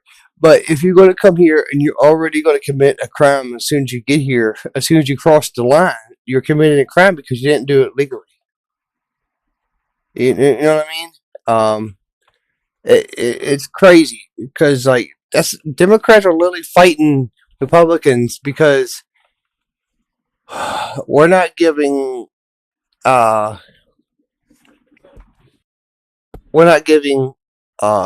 illegal immigrants funding or food stamps, stuff like that they've been getting for years. That we pay for. That when we pay our taxes, we pay for them to do that. That's coming out of taxpayers' money to give them shelters and pay for them hotels and when we have homeless people sleeping on the street here in the United States, why are we putting illegal immigrants in hotels and everything? This is during the Biden administration. I'm sorry, in hotels and everything during the Biden administration, and billions of dollars has been wasted on that, on people that's already committed crimes before they even got here. These are people that's out from Venezuela, from the insane asylums, and people that has sex crimes and murderers and rapists and people that commits robbery, carjackings and trafficking and human trafficking. It's crazy. Ayatollah shared an ominous warning. They say, we sent a ship to Iran. Of course, a warship is a dangerous vessel, but even more dangerous is the weapon that can send it to the bottom of the sea. Despite the threats, the U.S. military is surging additional assets to the Middle East. The United States has the overwhelming force in the region, and President Trump wants to use that to induce Iran to come to the negotiating table. And if negotiations are fruitless, President Trump is open to another Midnight Hammer-style operation. The President of the United States is very much trying to find a solution here, whether it's through diplomatic options or through another option that means that the Iranians cannot have a nuclear weapon. If the Iranians eventually agree not to build a nuclear y'all. weapon, That it is crazy. Now, I really don't think this negotiation strategy needs to keep on. They need to keep on with the negotiation with Iran. So all that is a tactic where we can actually move our pieces on a chessboard, if you know what I mean. We're going to be setting up all of our units, all of our military, in certain positions, so we can actually have the upper hand and the advantage when it does come down to time that we actually do attack. When? I'm not going to say when I think that we're going to attack because it's going to give it away. But I can tell you that negotiations are not going to happen much longer. Should I say? We'll see, though. We'll see what happens. I mean, I really, myself personally, will not dislike Trump and not turn my back on Trump or anything like that. But it's gonna really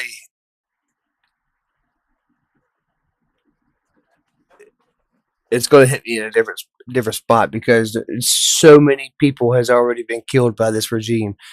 It's insane. All right, not just Iranians, our people, legs, face. Life itself has been taken from our soldiers by the Iranians.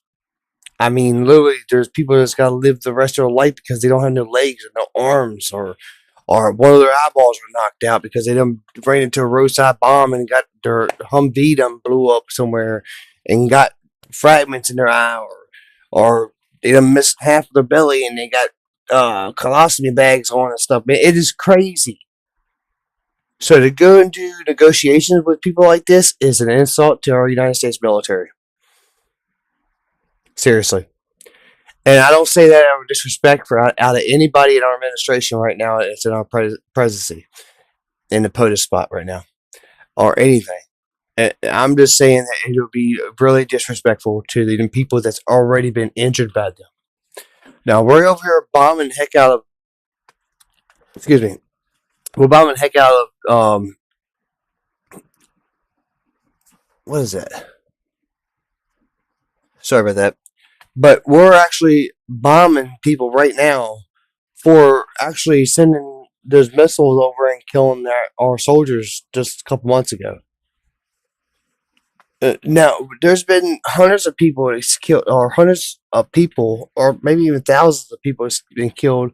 Our soldiers has been killed by the Iranians. Not the Iranians, should I say, the IRGC. Yeah, it's crazy. Now, for them to negotiate with somebody like that, like I don't blame them for doing the negotiation part because that's a stall tactic for us to let them think that everything is going okay for them. But in all reality, all hell's about to break loose. Want some sanctions lifted in return, and tonight it's just unclear how much sanctions lifting the folks here at the Trump White House are going to want to do just a few weeks after President Trump called out the Iranian regime for murdering unarmed protesters. Brett. And Peter, on the domestic front, the president's cabinet is planning ahead for the midterms?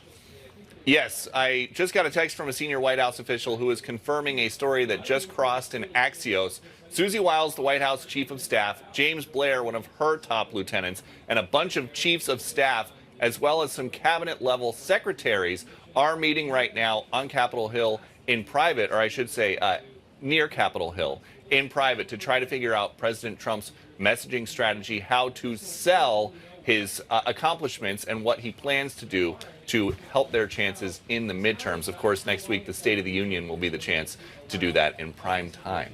Brett. You'll see it right here. Peter Ducey live in the North. Hey, Sean Hannity here. Hey, click here to subscribe to Fox News YouTube page.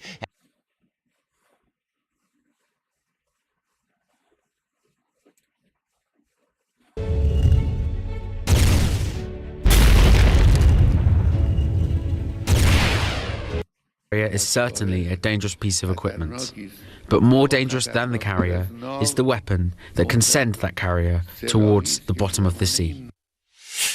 Zachary Cohen joins us. He's been following developments from Washington. I mean, the reality is that America's the most powerful military in the world, and if anyone can destroy Iran, it is America. But what do you make of why we're seeing all this repositioning of assets? Yeah, President Donald Trump seems to be keeping his options open, even as U.S. officials say that progress was made during today's talks. That's not going to change the military's ongoing buildup in the Middle East. As you mentioned, the second aircraft carrier, the USS Gerald Ford, is still making its way to the region. And this dialogue between the United States and Iran and this commitment to continue talking does give it more time to get positioned, at least giving Donald Trump the option. All right, Jade. That's one of our aircraft carriers. We have 12 of those. To move forward with military action, a military operation that he has said would be catastrophic in size and devastating for the Iranian regime, should he effectively decide that he's not being offered what he wants.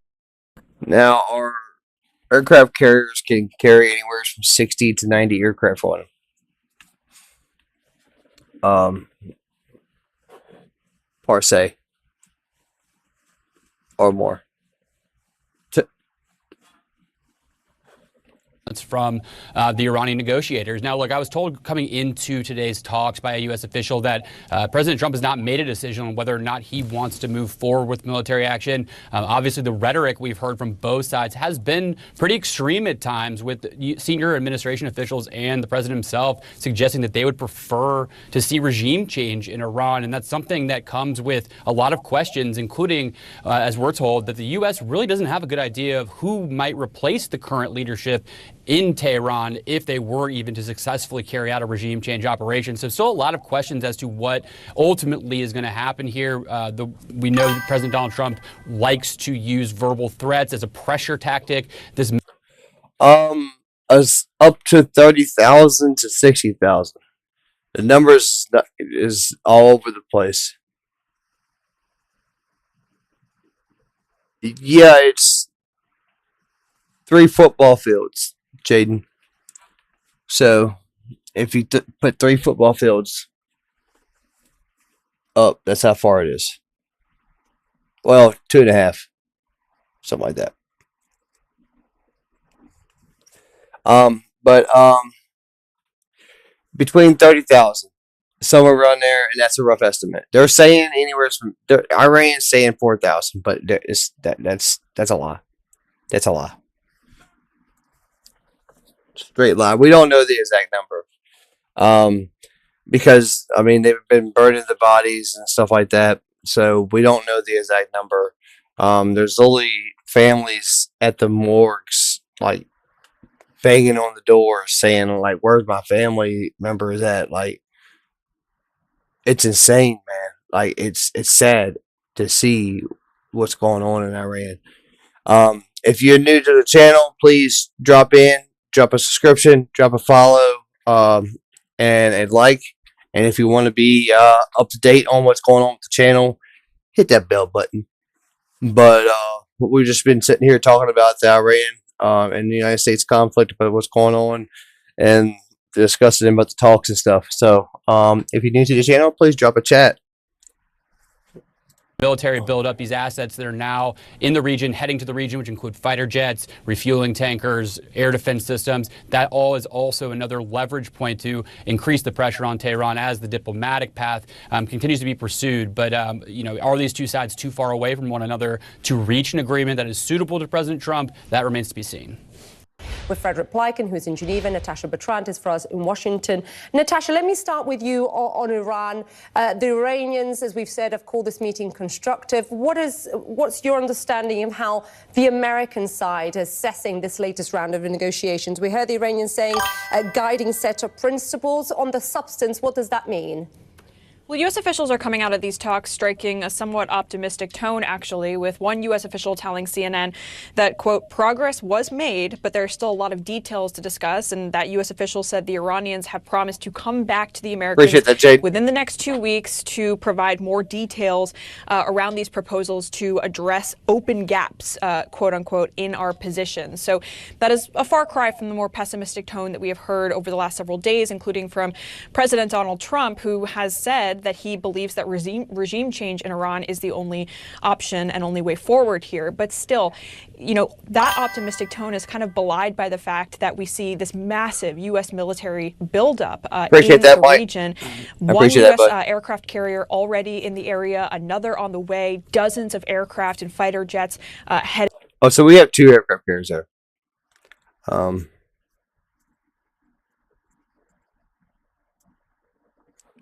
Gerald R. Ford, the Abraham Lincoln, and we're about to have 3. The George W. Bush is about to go there. Or the George W. Bush might be already there, and the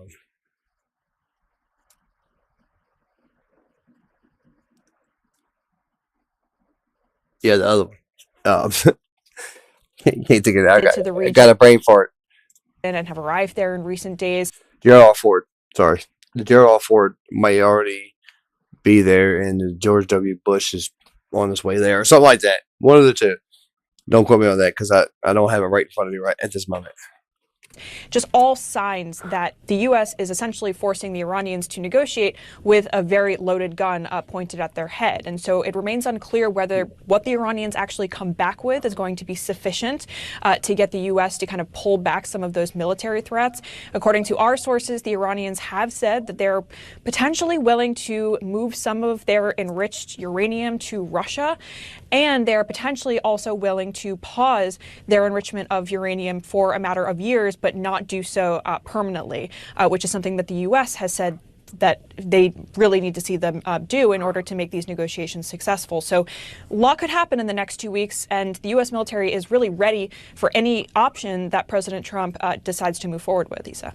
Yeah, and in the meantime, we continue to see, both sides posturing and grandstanding, and the risk, of course, of miscalculations. You said that it's very real. Let me go to Fred. Fred, you have covered Tehran for us on numerous occasions. We have spoken when you were on the ground in Tehran. So give me your sense of what a potential agreement might look like, because the Iranians want missiles and proxies off the table. How realistic is this? And see, what's crazy is they want the proxies off the table. That goes to show you that they're not in the mindset of change. So the proxies are the terrorist groups that they have, that they fund, that they give money to, that they buy weapons for, that they give weapons to.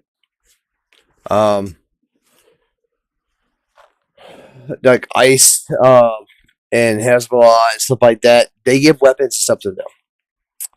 And then they attack our ships, like cargo ships and stuff like that that's going through the strait. They kill our soldiers and bases. They terrorize citizens. It's crazy, man. It's insane. That's their proxies. That's what they're talking about. Yeah, Isa, first of all, I think that scene setter that you had at the beginning was absolutely perfect and to the point. I mean, one of the things that we've seen here is that definitely Steve Witkoff and Jared Kushner have shown a huge degree of stamina as these talks today have been going on, because not only did they do the Iran talks early this morning, then the trilateral talks with the Russians and the Ukrainians, they're also now in meetings with European officials as well. So all of that diplomacy is still going on. It really has been a whirlwind day here in Geneva. Now, as far as Iran is concerned, some of the things that that Natasha was saying about those talks, certainly also things that we're hearing from the Iranian side as well. They believe that progress was made, but that things are being mapped out to the way to possibly get some sort of agreement going. Apparently what both sides want to do now is they're going to go back to their capitals. They're going to talk to some of the other folks there, the decision makers there, and each come up with draft agreements that they're then going to try and work closer to one another. As far as the Iranians are concerned, what's important for them is, first of all, exactly what you said, the fact that they want this to only be what they call about. I definitely agree with that. They should definitely not make a deal. And yes, I agree. They definitely are murderers. It's insane. Nuances about some of the details that they obviously want tackled. We do know that the talks are about Iran's nuclear program, not about the ballistic missile program, and not about regional proxies either. The big question, of course, Becky, has been to what extent Iran would be allowed under any sort of agreement to continue uranium enrichment and whether at all. That's something that seems to be under discussion as the talks are moving on. The talks lasted, I would say, for about 2.5 hours, and you're absolutely right. Jared Kushner and Steve Witkoff now here back in Geneva at the Hotel Intercontinental because the Ukraine-Russia talks have already begun. Nevertheless, it seems as though both sides moving forward here, although it's unclear how much real progress was actually made at these talks, Becky. Good to have you on the ground there in Geneva, Fred. An important day. Let's get to Washington, and Elena is standing by. It's not clear then what those principles to move forward that we heard the Iranian foreign minister alluding to are. We did, though, hear from Donald Trump yesterday before these talks. Let's have a listen. Be involved in those talks indirectly. And they'll be very important, and we'll see what can happen. I mean, it's been typically, Iran's a very tough negotiator. They're good negotiators, or bad negotiators. I would say they're bad negotiators because we could have had a deal instead of sending the B-2s in to knock out their nuclear potential. Any further insight, Elena, into his current thinking at this point? Look, there is, when it comes to this president, particularly on sticky negotiations with an adversary like Iran, he goes back and forth on how he believes the United States should act. I know from my conversations with people in that building behind me, Becky, that the president does want diplomacy. Of course, we're seeing that play out in real time in Geneva today with Jared Kushner and Steve Witkoff engaged in these meetings. But there's also a lot of distrust, of course, on the U.S. side about whether or not the Iranians are just trying to prolong and delay this entire process and ultimately a potential attack from the U.S. Now, what you heard the president say last night, though, is generally, I'm told, where his mindset is. He does believe that a deal can happen, and he is hopeful that a deal will happen. But of course, we are also seeing the United States put all of the different military pieces into play should these talks and should a potential deal fall apart. We saw the USS Gerald Ford being moved to the Middle East in preparation of potential strikes. I will say that potential strikes are not, of course, really expected at this moment in time, but that move is, of course, projecting power here, and they're using this as leverage to really hold over the Iranians, almost, a gun to the head type of scenario here. But there are a lot of people as well in the broader Trump administration who are not very confident that the United States will be able to get what they want. But that move is from the Iranians. I'd remind you that over the course, particularly in the early months of last year, in the president's first year of his second term, he was very much engaged in wanting his team to be engaged in these talks with the Iranians, and it continued to be delayed. And then we ultimately saw the U.S. join Israel in striking those Iranian nuclear facilities. And so we're kind of back to the beginning here on a potential agreement for a nuclear deal. That is why they are putting so much pressure in the region. We just have to ultimately see where these lead. And of course, we have to really get a readout now. I know the president is going to be getting.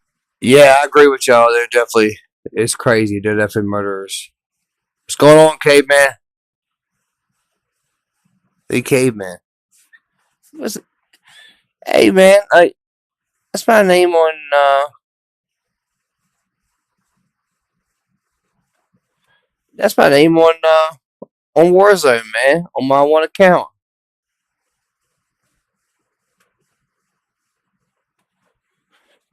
I like that. I like that.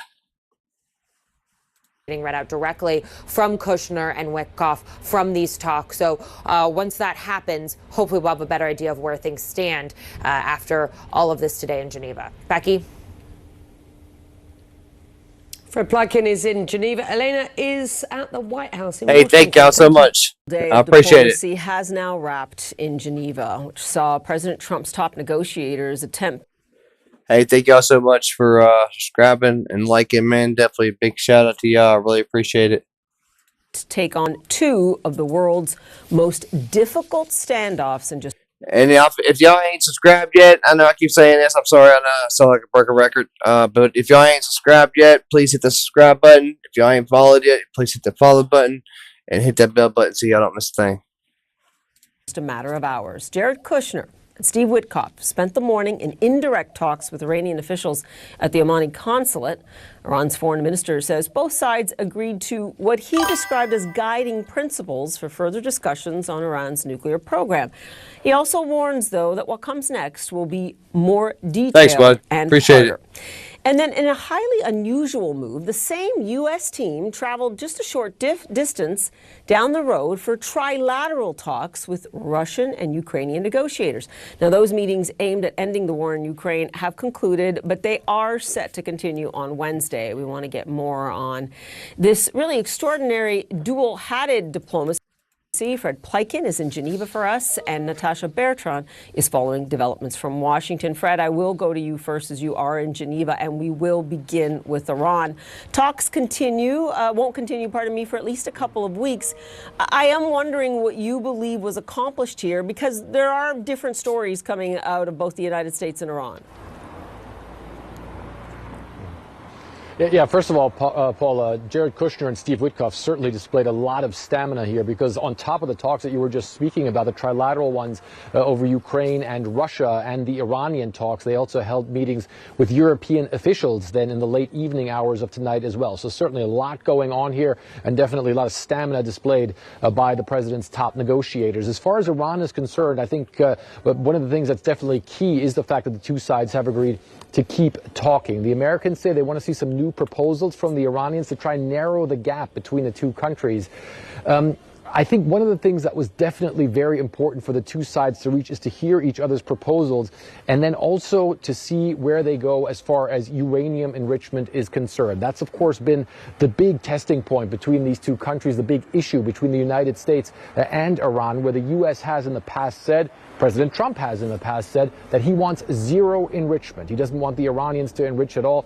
The Iranians say for them that is not acceptable. And so therefore, the two sides are looking to see whether or not they can find some sort of middle and common ground, and whether or not that can be bridged, and bridged in a way that both the U.S. and the Iranians are happy with the result. Of course, all of this in front of the backdrop of those big military moves that the United States has been making, sending additional ships to the greater Middle Eastern region, jets as well.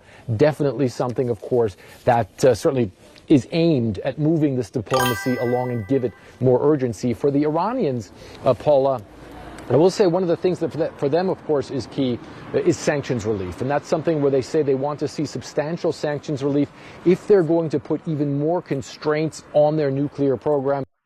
All right, so. Day of diplomacy has now wrapped in Geneva. Their nuclear program. There it was. Let me get back here.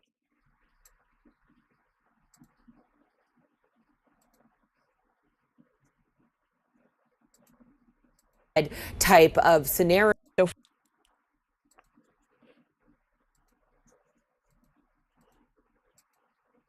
There. All right, so Mike asked where our ships are at, and all right, so Caveman asked, Caveman 187. I appreciate the follow, appreciate the like button, really do. You asked what's going to happen. So what's going to happen is we're going to pretend like we're going to keep on negotiating in these talks, when in all reality we're just setting up our chess pieces, waiting to strike. But anywho, on to the next. So where's our ships? All right, so this is where's the reason why I stopped right here where we're at now. So if you see up there where it says the Med Sea, the Mediterranean Sea, up there on the left-hand corner, up here, we're going to have an aircraft carrier. We have an aircraft carrier there too, and we have one down here in the Arabian Sea, and then we have another one on the way there. We have, of course, we have destroyers, submarines, guided missile destroyers, cruisers, refueling tankers, all kinds of stuff that's going on in the Arabian Sea, same as going on in the Mediterranean Sea. We have so much going on. We also have ships going down through the Arabian Sea next to the strait over here. I forgot what this is called over here. But anyways, this is the strait right here. This is where Iran's at. This is the part I was telling you about where they're going to be setting the mines and stuff at, right around here. Right around here. But we have ships up in here and stuff. This is Oman. This is the EU right here. Iraq, which we have bases there. Syria, which we have bases there. It's getting crazy. If they're going to put even more constraints on their nuclear program than there had been in the past. So both sides saying they believe that they are moving in the right direction, that an agreement is possible. But as you noted, the Iranian Foreign Minister Abbas Araghchi saying there is still a long way to go, and certainly things could become a lot more difficult once it gets to more nuanced discussions. Paula. Fred, stand by for us because we will get to Ukraine as well. But Natasha, I want to get your impression of how the Iranian talks went, given it is not really easy to parse at times what the Trump administration actually believes is progress. And I do note as well that J.D. Vance, the vice president, just did an interview with Fox saying, I guess in his words, that there are red lines in these negotiations as far as the president is concerned. Yeah, Paula, the president does not want to see Iran enrich any uranium at all, something that Iran has said is a complete non-starter. The president, in previous discussions with aides, has also communicated, and that has been communicated to Iran as well, that they want to see Iran stop their support for those proxy groups in the region. They also want to see them put limits on their ballistic missile program. But, you know, the rationale keeps changing by the United States for why Iran needs to come to the table and why they need to do so fast before the U.S. actually takes military action against the country. Of course, last month it was because of the protest. Hey, look, thank y'all. Appreciate it. I really do, y'all. Thank y'all so much. And the fact that the Iranian government was killing protesters en masse. Now it's because of Iran's nuclear program. So there does seem to have been a little bit of muddled messaging on this over the last several weeks. But one thing has remained very consistent, and that is the U.S. military buildup in the region, something that has really increased exponentially in recent days and weeks. We now have a second aircraft carrier headed to the region to join the first, the USS Abraham Lincoln, which arrived there several days ago. We have dozens of fighter jets that are en route to the region or have already arrived, as well as other air and naval assets, all things that you would put in place if you were planning to launch a sustained military campaign against the Iranians, something that, you know, many experts say the U.S. now has the equipment in place to do if that is what Trump decides. And he has said, of course, that if the Iranians don't come up with an acceptable deal this time around the nuclear issue, that it's going to be a, quote, very traumatic day for Iran, again threatening military action. Still unclear what that military action would actually see happen. The administration does not seem to have gotten to a point where it understands what would happen if the Iranian regime actually fell from military action. But all signs are pointing to them negotiating with Iran really at gunpoint and preparing for military action if necessary. Yeah, and as you point out, it is what happens the day after that has many in the region concerned. Fred, back to you. Do you see any signs there, given what is going on at the table, that Russia is doing anything more than at this point stalling for time? And I do want to get your insights on whether the Europeans are engaging in a different way now than what you've seen in the last few months. Well, it certainly doesn't seem as though very much in the way of progress was achieved during the talks today. I mean, there was no press conference. There was actually supposed to be a press conference by both the Russians and the Ukrainians separately. Obviously, both of those were canceled, and the negotiations ended at some point in the, I wouldn't say even too late evening hours. So it does appear as though the talks today, progress appears to have been quite difficult. It's unclear what exactly the Russian strategy is. Of course, we have heard in the past from the negotiators, especially from Steve Witkoff, that he believes that progress was being achieved. But of course, a lot of that progress is also very hard to come by, especially if you look at some of the most difficult issues that are on the table. I would say one of them being security guarantees for the Ukrainians, what the Russians would be willing to accept as far as Western security guarantees for the Ukrainians, and then, of course, that huge topic of territories, which and if territories the Ukrainians would cede to the Russians as part of any peace agreement. And so definitely appreciate that, Jake. So today, it seems as though the negotiations went on for a very long time. One of the things that I thought was quite interesting is that as they were wrapping up today, the political part of the talks apparently wrapped up earlier than the military part of the talks. So they went on for a little bit longer. Still, though, it seems as though progress, not sure how much was actually achieved today.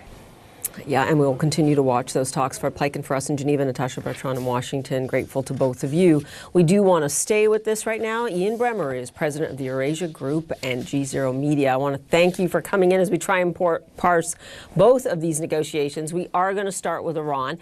Sure. As you just heard Natasha say, the U.S. is armed and ready at Iran's doorstep.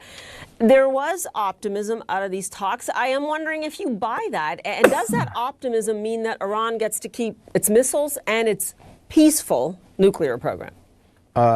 If Trump were prepared to accept a deal that was only focused on uranium enrichment and stockpiling, then sure, it would mean that. But there's no reason to believe that. President Trump. All right, Joe, we got to do poll out real quick before the end of the show. Do you think we are going to keep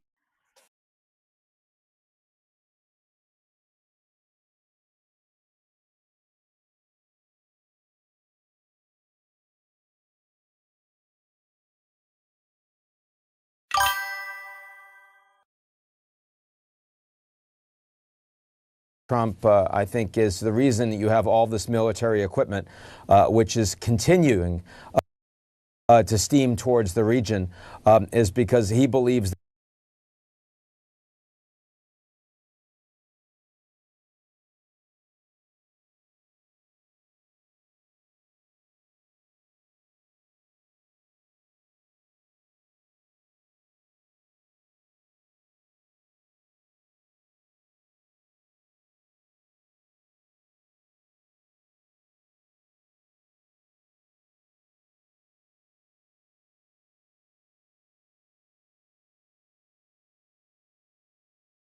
both this past year as well as the end of his first administration, the Iranian government has not been able to or willing to respond against Americans. And so I still think the likelihood that we're heading towards some form of military action, at the very least from Trump to improve his negotiating position, so more limited strikes, possibly larger strikes over the coming weeks, I think that's still the baseline expectation. Yeah, and that is interesting given all the assets that are now in the region. We go to Ukraine. Stalling, as you know better than I, has been a very successful tactic for Russia so far. President Trump is now saying again, look, Ukraine needs to come to the table fast. That says to me that there really is no deal here to be had. What are your impressions? President Trump understands that the Ukrainians are a lot weaker. And therefore, if you want a ceasefire, the easiest way to achieve one is to force the Ukrainians to capitulate and move closer to the Russian position. That has been what the Americans have accomplished over the last 12 months. But still, Russia has not wavered even a tiny bit. The Americans have seen that. The French, who just sent their national security advisor, thinking that the Americans are not including the Europeans, so they'll try. They came back. They got absolutely nothing. And so, you know, what I heard from a lot of the European leaders that I met with forth over the past several days was a concern that if you were to achieve a ceasefire that was essentially purely on Russian terms, that they increasingly oppose it because they believe that the Russians would use it to rearm, to strike Ukraine again, and possibly to engage in false flag attacks even against NATO frontline states. So today was, sadly, on the negotiations front, today was 0 for 2. And, you know, we've seen this play out before, whether it's Iran or Russia. Both are very proficient at dragging out negotiations like this for their benefit. It doesn't mean it works all the time, but it does work some of the time. And that's because in each situation, the stakes are so high for these negotiations. Given this, I am curious to hear your thoughts on if you believe Witkoff and Kushner, the two main negotiators for the Trump administration, should be doing all the heavy lifting here. Well, I mean, I'd rather have coordination between the United States and its allies, you know, that I'd rather have them be seen to be on the same side and trusted by each other, because I think you get more when you're coordinated with a large number of countries. That's clearly not happening. But having said all of that, even though the negotiations are not going the way the Americans want, Iran today is in a much weaker position than they were a year ago. They don't have military strength of this so-called axis of resistance across the region. Their nuclear capabilities have been significantly degraded in the 12 Days War last year, and they weren't able to do anything against the Americans in response. Oil prices are still comparatively low because the Iranians don't feel like they have that leverage. Russia today, they've had 30,000 casualties in December, in January. Their economy is increasingly diminishing. The Indians aren't buying the oil they used to from Russia. And the Europeans are spending a lot more, not only on Ukraine, but on their own military capabilities. So even though the negotiations aren't going well, I would hate to be in Iran or Russia's position as they continue to say no to the United States. Yeah, and we can see, though, if Kushner and Witkoff are the men to bring this deal home in either regard. I do want to talk quickly about the puppet regime, a creative vehicle, we'll call it, that G0 Media has. We're going to have our viewers take a listen.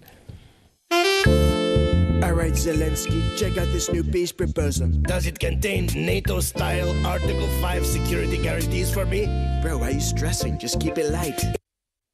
So we all get a flavor there. You can see much more online. I am wondering, Ian, why is this the time for this? What does this vehicle do in terms of adding to these discussions of geopolitics at a very serious time, I might add? Look, for a long time, you've been able to deliver a better understanding of what's happening in the world by keeping it light, as they say, and especially because people's hair's on fire over how angry they are politically with one side or the other. This is, I think, a cuter way that you can actually reach everyone across the political spectrum without making judgment, with just putting it out there. At the end of the day, if you're a puppet Trump or a puppet Putin, a puppet Zelensky, the stakes are a little bit lower and people are more willing to listen. That's at least what we found. 200 million views later after the last 12 months. Got to be doing something right. See, at least it'll help explain. Worldly today, lots of comings and goings today in Switzerland as U.S. negotiators Steve Witkoff and Jared Kushner shuttled between a high-stakes meeting on Iran's nuclear ambitions and trilateral talks on trying to end the war that Russia is waging against Ukraine. The bottom line on both meetings is more talks are needed. Here to decipher all the diplomacy is Brett McGurk, who served in senior White House and State Department posts for 4 U.S. presidents from both major U.S. parties. So, Brett, thanks so much for being here. Before today's talks, the supreme leader of Iran spoke out against the ongoing naval buildup, U.S. naval buildup in the Persian Gulf. Take a listen. They keep saying we've sent an aircraft carrier towards Iran. Very well. An aircraft carrier is certainly a dangerous piece of equipment. But more dangerous than the carrier is the weapon that can send that carrier towards the bottom of the sea. What's the purpose of that? I mean, nobody thinks that Iran is any actual threat to the United States. First of all, Jay, he's the key guy. So the Arachi, the foreign minister, the Iranians in Geneva really don't have too much say in the matter. Khamenei's speech today, not only that, threatening to sink our ships, which I think that they wouldn't really be able to do, he doubled down on we will not negotiate over enrichment of uranium. This is their consistent position now, going back almost 15 years. And there's not going to be a deal if they're not willing to, I think, give up enrichment of uranium. Of course, they're not enriching uranium now, because of the strikes in June. So I just don't see these talks really going anywhere. The Iranians came out today, said we agreed in principle to understandings. There's a saying in diplomacy, if you hear diplomats say we agreed in principle, it means we agreed on nothing in practice. So I want diplomacy to succeed, but I'm looking at two things, what the Supreme Leader is saying and this military deployment, Jake, which is a massive deployment. Clearly, this is an operational deployment. This is not just a show of force. We're deploying 2 aircraft carrier strike groups, KC-135 air refuelers that you need, all the air defense systems. This is a significant endeavor, and it seems like, this feels to me like in June, where we were trying to negotiate, but ultimately led to a military campaign. We got at least some photographs from the talks among the U.S., Russia, and Ukraine today before the talk started. So, when they say that the talks are going well, but they still got to have another meeting, the talks ain't going very well. This will be the 3rd meeting that we'll be having with them. We've already had 1 meeting in Oman with them. All right.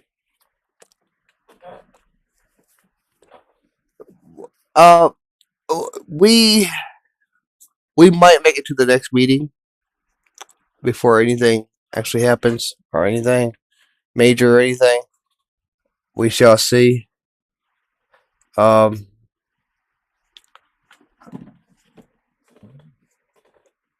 But we're not going to send all the resources over there and not do nothing. We're not going to let's sit there and watch thousands of Iranians get killed by the RRGC crazy regime and not do anything about it. We're not going to sit there and let them keep on threatening to attack us, all right, and not do anything about it. We're not going to sit there and let them keep on chanting death to America, death to Israel, or death to anybody that goes against them and not do anything about it. Russia launched another wave of attacks across Ukraine. More than 400 drones, killing at least 2 people, injuring at least 16. What are you hearing about these talks? Is there any hope that these will prove fruitful? It's kind of similar because there's an issue. So yeah, the meeting did fail today. So behind all closed doors, the meeting did not go good. If they got to go to another meeting, then the meeting didn't go good because Trump is not a patient man. On the eastern Donbass, which is the land that Putin has said clearly. So you got to. Is off. You are watching The Brief.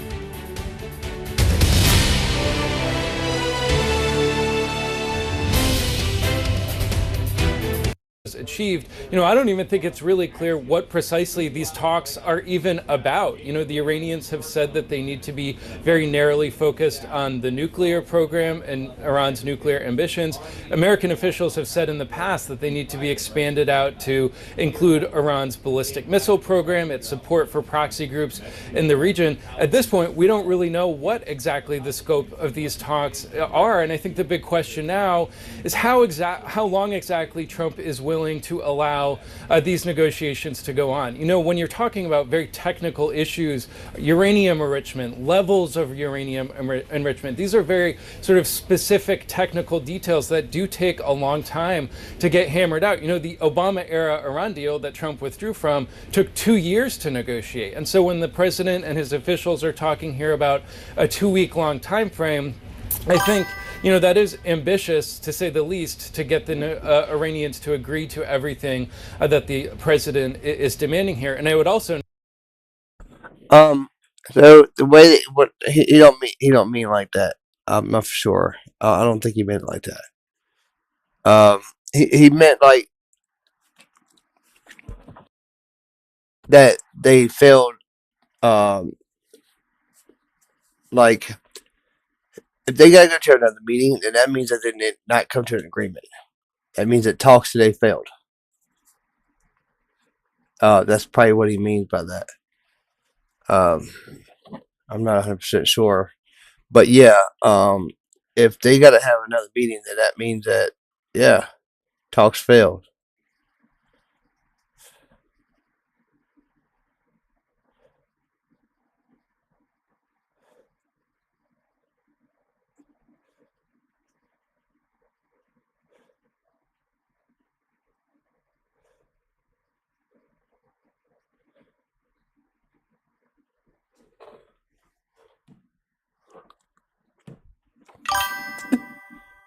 Oh, okay. Yeah, that's what I figured you meant.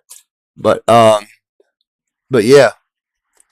Note, it was just back in June, I think it was June 5th, that the White House said that the president was giving the Iranians 2 weeks to come back to the negotiating table, and it was just 3 days after that that he ordered that bombing run on the Iranian nuclear site. So I think still a lot of uncertainty here surrounding the Iran issue, but certainly I think both sides signaling progress, but a big question about exactly how much progress has been made. Yeah, and you make such a good point about how that original deal, how complicated it was. It took 2 years, and to be factual here, it was negotiated by an energy secretary who was a nuclear physicist. It's Yeah, it is crazy, Jaden. But so what we come down to tonight is that, all right, so the talks failed today.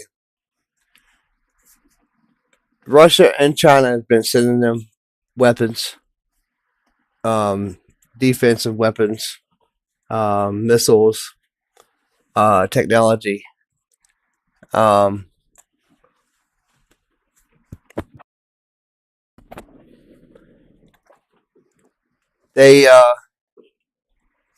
We have ships in to-go formation. Our bases in the Middle East is at high alert. We have ships all over the Arabian Sea and the Mediterranean Sea. Tomorrow, after we do the special broadcast about the U.S. military and stuff, we'll go over some other stuff tomorrow for the news tomorrow night.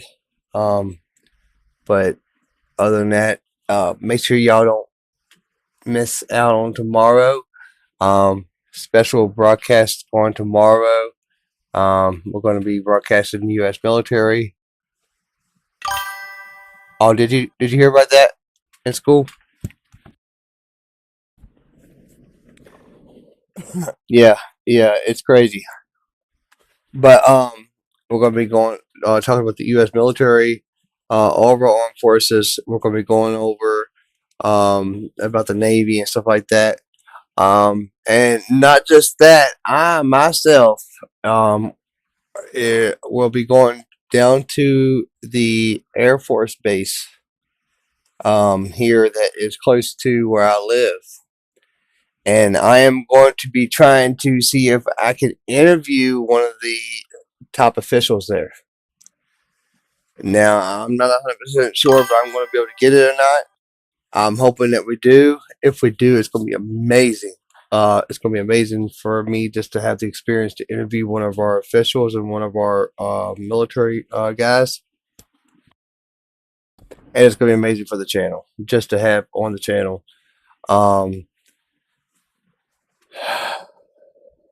That is really big to me. I've been actually working towards that for the last couple of months.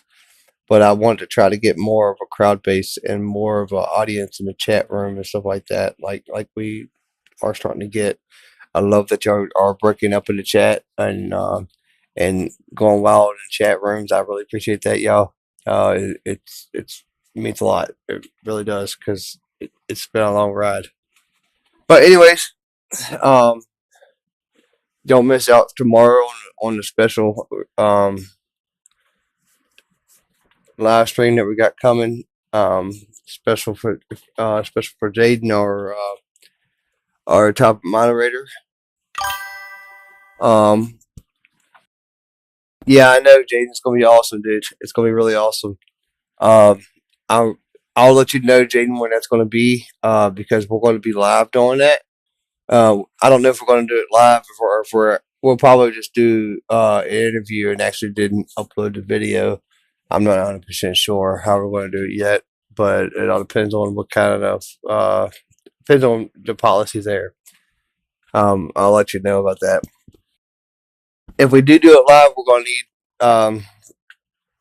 need both moderators on the chat for sure, just to make sure that we get all of the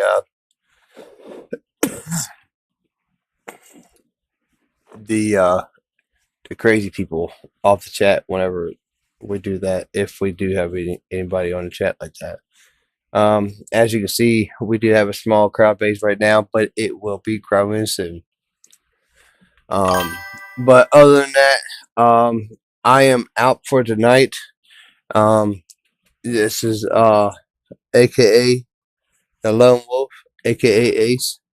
To y'all, I really appreciate all y'all dropping in and chatting tonight. I really appreciate all the followers and all the subscribers. Big love to y'all. I really appreciate it. Big love to my moderators, Jaden and Michael. I really appreciate y'all. I really appreciate y'all dropping in, dropping chats. Caveman 187, I really appreciate you dropping in, dropping a chat too, but I'm not for sure. I know we didn't get to chat much tonight, but I will be back on tomorrow for the special. Don't miss that. Caveman 187, don't miss that out, and Jaden and Michael, don't miss out on the special report or special stream tomorrow. I know Jaden probably won't because I'm actually doing this for Jaden. Michael, if you have any special requests or anything that you want done or anything, man, yo, drop in, let me know, drop me an email. My email, I believe my email's on YouTube. I'm not 100% sure on that. I might be lying to you. Drop me an email, let me know, man. Okay, man, for y'all, any of my followers and subscribers, if y'all have anything special that y'all want to know, or if y'all want me to do a report on or do a special stream on, let me know, man, because I will. I'll go and do research and drop it all, and I literally will make it all into one video, so y'all have all the information. If y'all want to know about any wars, if y'all want to know about the nuclear strike that we did on Japan, anything, let me know. And Jaden, if you didn't know about that, we actually dropped nuclear bombs before, let me know. Michael, if you ain't never heard about that too, let me know. But anyways, other than that, much love to y'all. Thank y'all so much for dropping in tonight. I really appreciate it. Make sure that y'all drop in tomorrow and check out the show. Until then, God bless. I love y'all. All right.